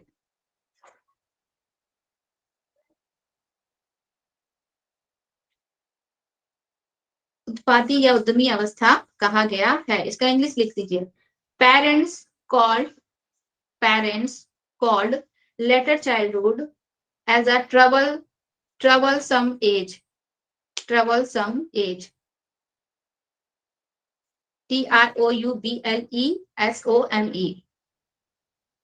parents called later childhood as troublesome age, ठीक है। उत्पाती, इससे पहले वाली अवस्था को समस्यात्मक अवस्था कहा गया है, ठीक है, प्रॉब्लम स्टेज, इसको ट्रबलसम एज कहा गया, उत्पाती, ठीक है। इसमें बच्चे उत्पात ज्यादा मचाते हैं, उसमें बच्चे पेरेंट्स को परेशान करते हैं, समस्या क्रिएट करते हैं, लेकिन इसमें उत्पात ज्यादा मचाते हैं, बहुत ज्यादा उत्पात, ठीक है। किसी बात का जिद ज्यादा करेंगे, क्योंकि अब उनका फ्रेंड सर्कल बढ़ गया है, फ्रेंड्स की बातों को सुनकर आएंगे और वैसा ही डिमांड घर में करेंगे। चलिए, इसको डील कीजिए, लाइन दीजिए, देखिए। इस अवस्था में बालक स्कूल जाना प्रारंभ कर देते हैं। इस अवस्था में बालक स्कूल जाना प्रारंभ कर देते हैं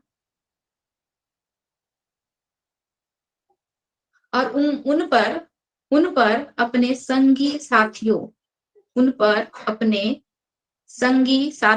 यानी कि पीयर, PEER, संगी साथी का मतलब होता है पीयर, फ्रेंड्स, का गहरा प्रभाव पड़ना भी प्रारंभ हो जाता है और उन पर अपने संगी साथियों, पीयर, का गहरा प्रभाव पड़ना भी प्रारंभ हो जाता है।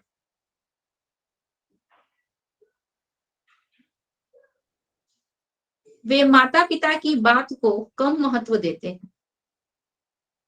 वे माता पिता की बात को कम महत्व देते हैं, जिसके कारण उन्हें डांट फटकार भी मिलती है। जिसके कारण उन्हें डांट फटकार भी मिलती है।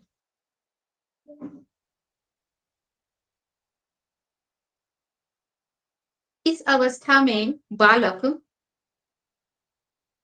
इस अवस्था में बालक अपनी व्यक्तिगत आदतों के प्रति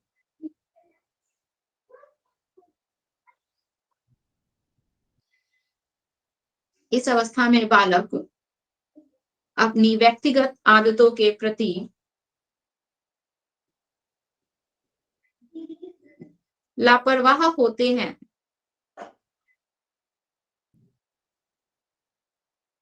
लापरवाह होते हैं, जिससे माता पिता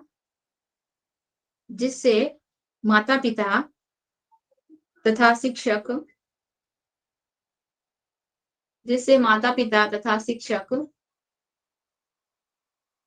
दोनों ही काफी परेशान रहते हैं। जिससे माता पिता तथा शिक्षक दोनों ही काफी परेशान रहते हैं।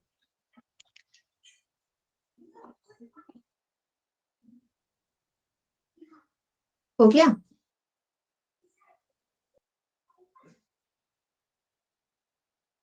चलिए सेकंड नंबर पॉइंट लिखिए। उत्तर बाल्यावस्था में बालकों में लड़ाई झगड़ा करने की प्रवृत्ति अधिक होती है।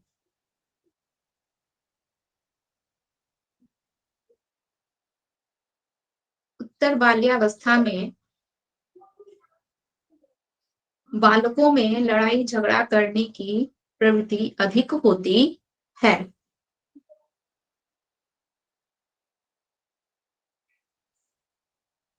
इसका इंग्लिश लिख लीजिए। There is stronger tendency to quarrel. There is stronger tendency to quarrel among children of post childhood. There is a stronger tendency to quarrel among children of post childhood या later childhood, जो भी, दोनों same ही है।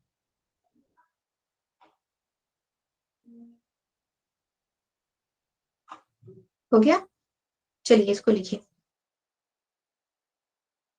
देखिए, उत्तर बाल्यावस्था में बालकों में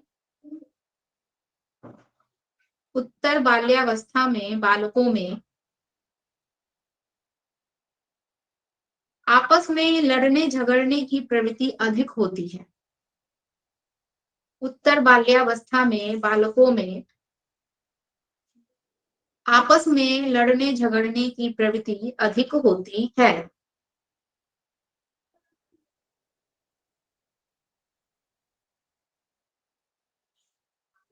यह बात वहां पर स्पष्ट रूप से देखने को मिलती है। यह बात वहां पर स्पष्ट रूप से देखने को मिलती है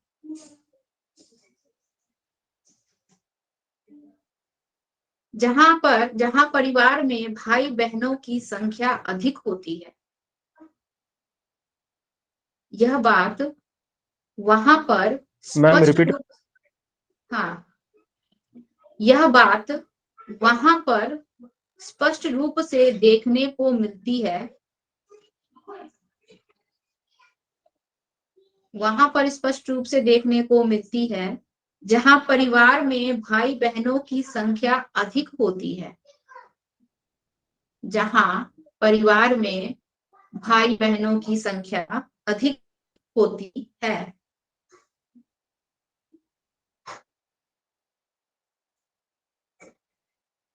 वे छोटी छोटी बात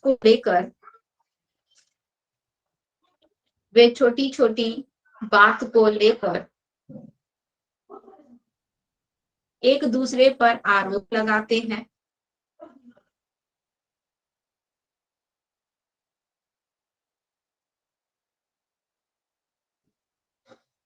वे छोटी छोटी बात को लेकर एक दूसरे पर आरोप लगाते हैं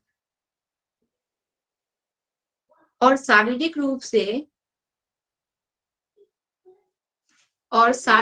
से आघात करने में भी पीछे नहीं रहते।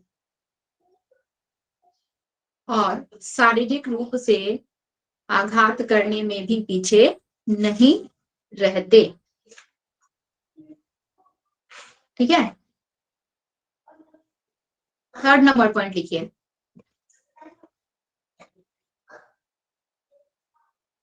पॉइंट नंबर 3, शारीरिक एवं मानसिक विकास में स्थिरता। शारीरिक एवं मानसिक विकास में स्थिरता, stability in physical and mental growth. शारीरिक एवं मानसिक विकास में स्थिरता, stability in physical and mental growth.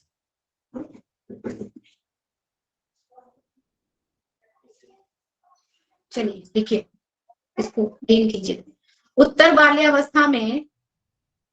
बाल्यावस्था में शारीरिक तथा मानसिक विकास में स्थिरता आ जाती है। उत्तर बाल्यावस्था में शारीरिक एवं मानसिक विकास में स्थिरता आ जाती है, अर्थात विकास की गति मंद हो जाती है। अर्थात विकास की गति मंद हो जाती है।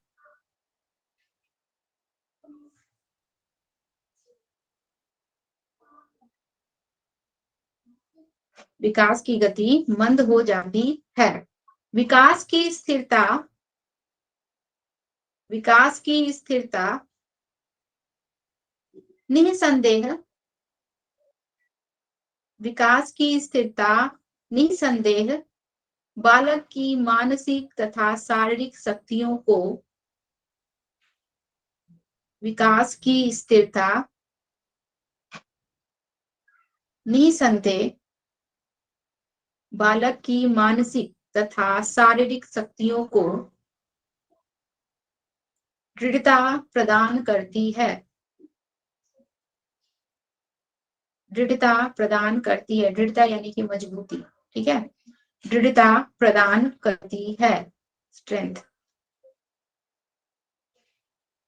कॉमा, उसकी चंचलता कम होने लगती है। कॉमा, उसकी चंचलता कम होने लगती है।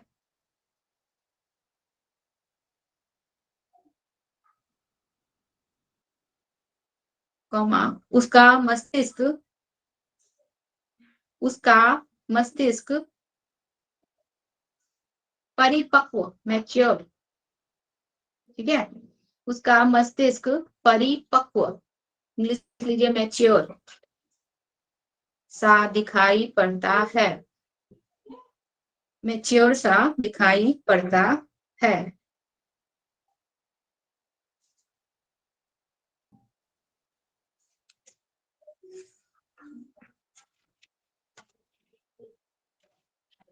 एक चलिए लास्ट पॉइंट लिखिए, इसके बाद हम समझा देते हैं आप लोगों को। फोर्थ नंबर लिखिए, मानसिक योग्यता में वृद्धि। फोर्थ पॉइंट, मानसिक योग्यता में वृद्धि। मानसिक योग्यता में वृद्धि।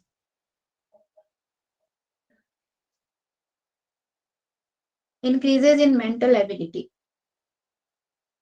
इंक्रीजेज इन मेंटल एबिलिटी, मानसिक योग्यता में वृद्धि।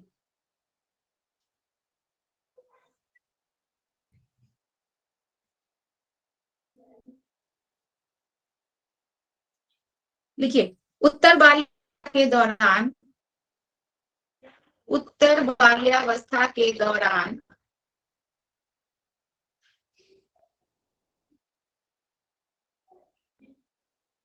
बालक की विभिन्न मानसिक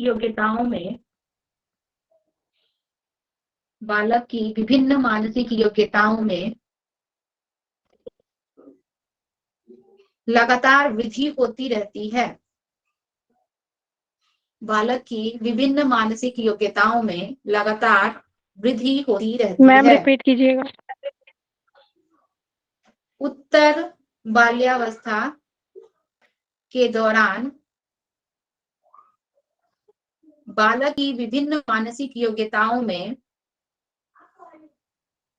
बालक की विभिन्न मानसिक योग्यता में लगातार वृद्धि होती रहती है। लगातार वृद्धि होती रहती है। इस अवस्था में बालक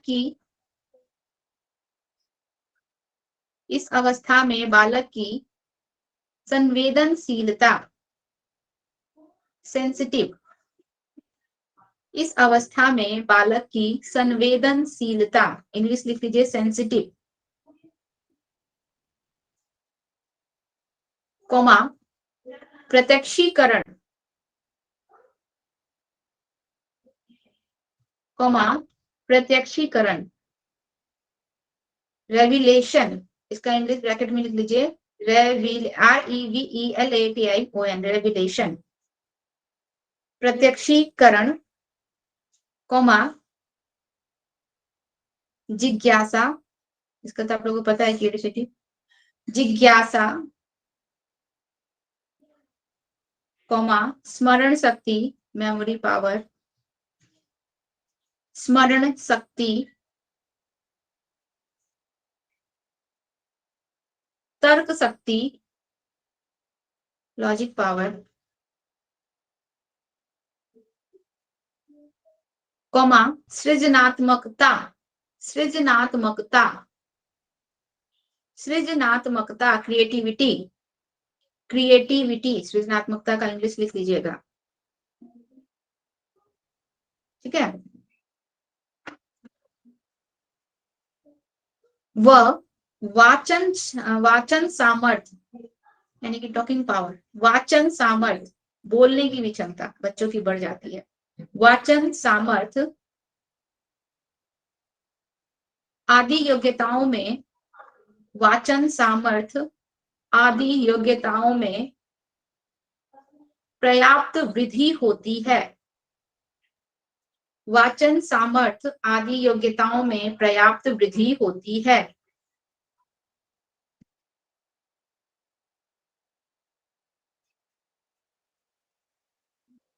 पर्याप्त वृद्धि होती है। इसी में लिखिए आगे, यहाँ वह किसी भी मानसिक संक्रिया को करने के बाद, मेंटल एक्टिविटीज, ठीक है, यहाँ वह किसी भी मानसिक संक्रिया, मेंटल एक्टिविटीज को करने के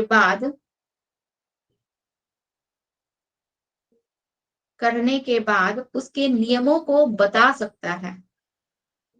यहाँ वह किसी भी मानसिक संक्रिया को करने के बाद उसके नियमों को बता सकता है, कुछ हद तक तर्क दे सकता है, उसके नियमों को बता सकता है, कुछ हद तक तर्क दे सकता है,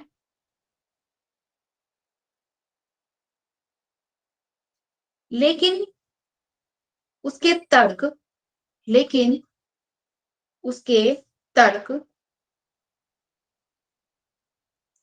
हर तरह से परिपूर्ण नहीं होते हैं। लेकिन उसके तर्क हर तरह से परिपूर्ण नहीं होते हैं।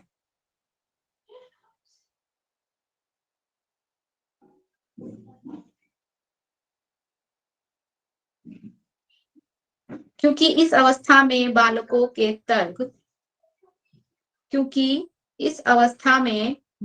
के तर्क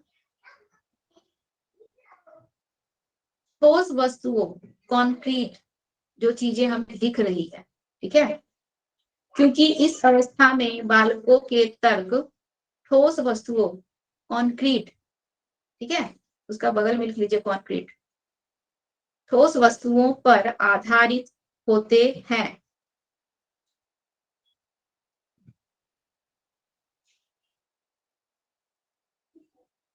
न कि परिकल्पना पर, इमेजिनेशन, ठीक है।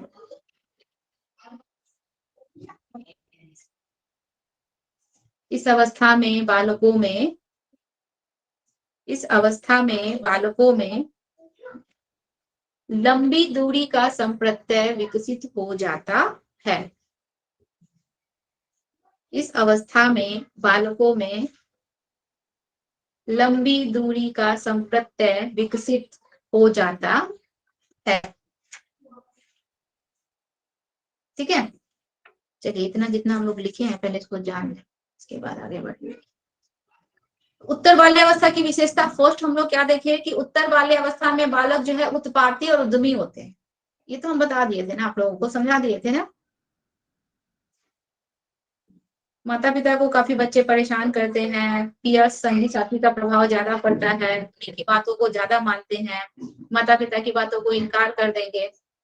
तो इसी स्टेज में बच्चे जो है, आवाज जा रही है आप लोग को? Yes ma'am. हाँ चलिए। Yes ma'am.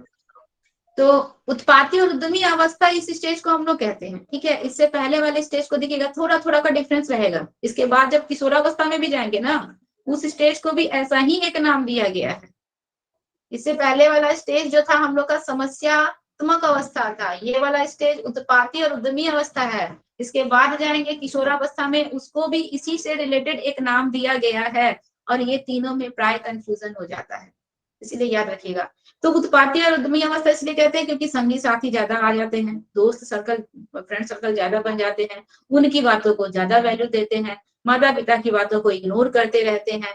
ठीक है, इस स्टेज में बच्चे जो है प्राय देखिएगा अपना जो भी रोजमर्रा का जो कार्य होता है, दैनिक कार्य होता है, उन सब को करने में लापरवाही दिखाते हैं। पढ़ लिए, पढ़ के बुक्स ऐसे ही बेड पे चारों तरफ फेंका हुआ है। ब्रश करना है, मम्मी चिल्ला रही है ब्रश कर लो ब्रश कर लो ब्रश कर लो, जल्दी ब्रश नहीं करेंगे। खाना खाना है, जल्दी खाना नहीं खाएंगे। ठीक है, किसी काम के लिए बोला जाएगा, उसको 4 बार 5 बार रिपीट किया जाएगा, जल्दी करते नहीं है। तो जितने भी उनके दैनिक कार्य हैं, जो रोजमर्रा के उनका कार्य है, उन सबको कार्य में करने में भी बहुत लापरवाही दिखाएंगे। होमवर्क करना है, पढ़ाई कर लो, अपने बुक्स अपने रूटीन समेट लो, ठीक है, यूनिफॉर्म पहन लो, रेडी हो जाओ। तो ये सारे कामों को करने में बच्चे ज्यादा लापरवाही दिखाते हैं, इसीलिए इस स्टेज को उत्पाती और उद्यमी अवस्था कहा गया है। ठीक है, हर एक चीज चाहेंगे कि दूसरे करके दे दे, और ज्यादातर बातों को क्या करेंगे, इग्नोर करेंगे। इसीलिए इस स्टेज को क्या कहा गया हम लोग का, उत्पाती और उद्यमी अवस्था कहा गया। इसीलिए माता पिता जो है इस स्टेज में बच्चों को ज्यादा डांटते फटकारते हैं। डांट इस स्टेज में बच्चे ज्यादा खाते हैं माता पिता से। ठीक है, डांट खाते हैं, मार भी खा जाते हैं, और माता पिता और शिक्षक दोनों ही परेशान रहते हैं इस स्टेज में। तो ये था हम लोग का फर्स्ट इस चीज का विशेषता। दूसरा बोल रहा है कि उत्तर बाल्यावस्था में बालकों में लड़ाई झगड़ा करने की प्रवृत्ति भी बहुत ज्यादा होती है, और स्पेशली ऐसे फैमिली में आपको लड़ाई झगड़ा ज्यादा दिखेगा जहां पे भाई बहनों की संख्या ज्यादा है। आपस में किसी चीज के लिए लड़ झगड़ लेंगे, कभी पेंसिल्स के लिए, तो कभी किसी खाने की वस्तु के लिए, तो कभी खिलौने के लिए, ठीक है, तो कभी किसी और के लिए, आपस में ही वो लड़ झगड़ लेंगे। अब शब्द का इस्तेमाल कर देंगे, गाली गलौज कर देंगे, एक दूसरे को मार पीट देंगे। ठीक है, इस तरह की हरकतें भी इस स्टेज के बच्चों में हमें देखने को मिलती है। तो लड़ाई झगड़ा करने की टेंडेंसी जो है इस स्टेज में हम लोग को बच्चों में ज्यादा देखने को मिलेगी, छोटी छोटी बातों पर। ठीक है, ऐसा नहीं कि बहुत बड़ा मैटर हो गया तो लड़ाई झगड़ा हो गया, मारा पीटी हो गया। हम लोगों के बीच भी हुआ है, हम लोग भी इस स्टेज से गुजरे हैं, हम लोग के भी भाई बहन है, हम लोग किए हैं ना ऐसा कि नहीं, हम लोग एकदम सुधरे हुए थे। किए हैं मैम। किए ना, चलिए गीता जी ईमानदार है, बता दी, बाकी लोग नहीं पता। चलिए आगे हम बोल लोग रहा है, ज्यादा भाई बहन है ना, इसीलिए। आगे बोल रहा है, तो इसमें कुछ ज्यादा इंपॉर्टेंट नहीं है, सभी के बीच ऐसा होता है। थर्ड बोल रहा है कि शारीरिक एवं मानसिक विकास में स्थिरता।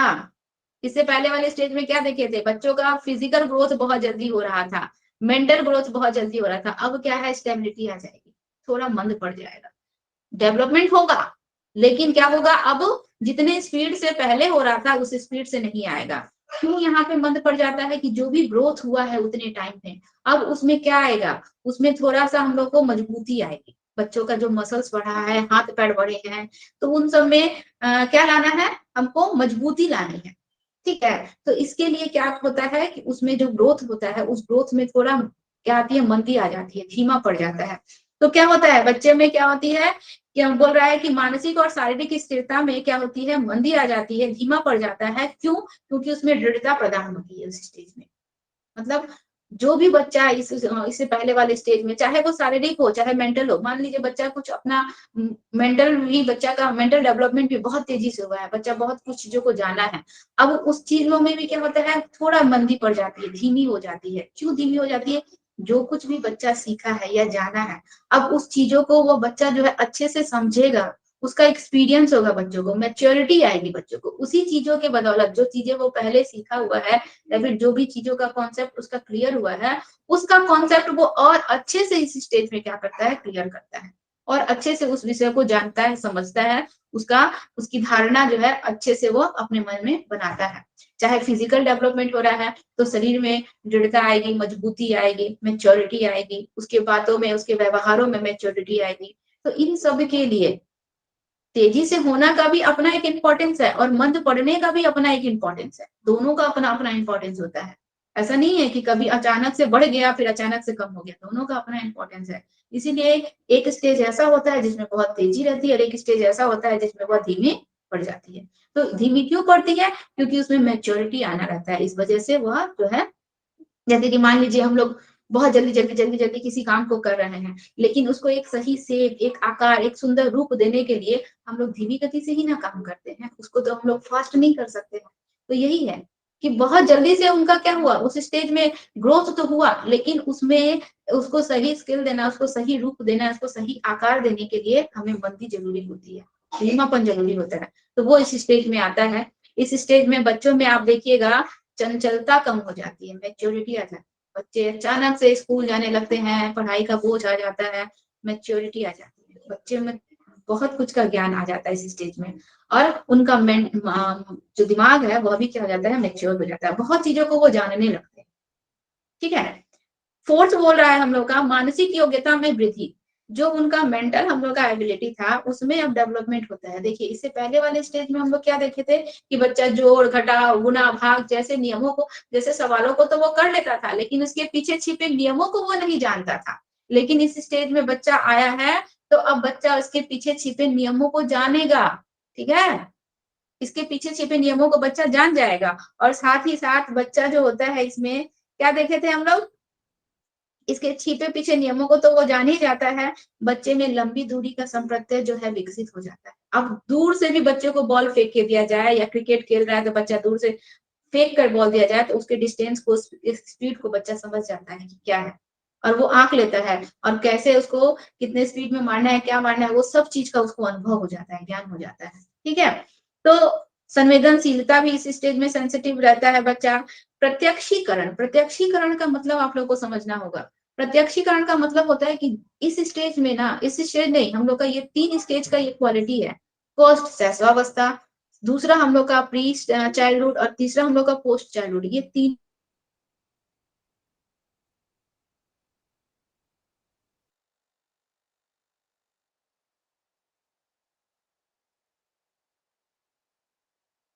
बच्चे को वर्बली कुछ बता दिए कि ऐसा ऐसा है, मान लीजिए एक सर्कल है, सर्कल को 2 पार्ट्स में डिवाइड कर दिया गया है, एक हम लोग का नॉर्दर्न साइड हो गया, एक हम लोग का साउदर्न साइड हो गया। इस तरह से वर्बली अगर बच्चे को बताएंगे तो बच्चा उसका कॉन्सेप्ट नहीं क्लियर कर पाएगा, जब तक हम उसको ठोस रूप से, कॉन्क्रीट रूप से उसके सामने वो चीजें नहीं दिखाएंगे।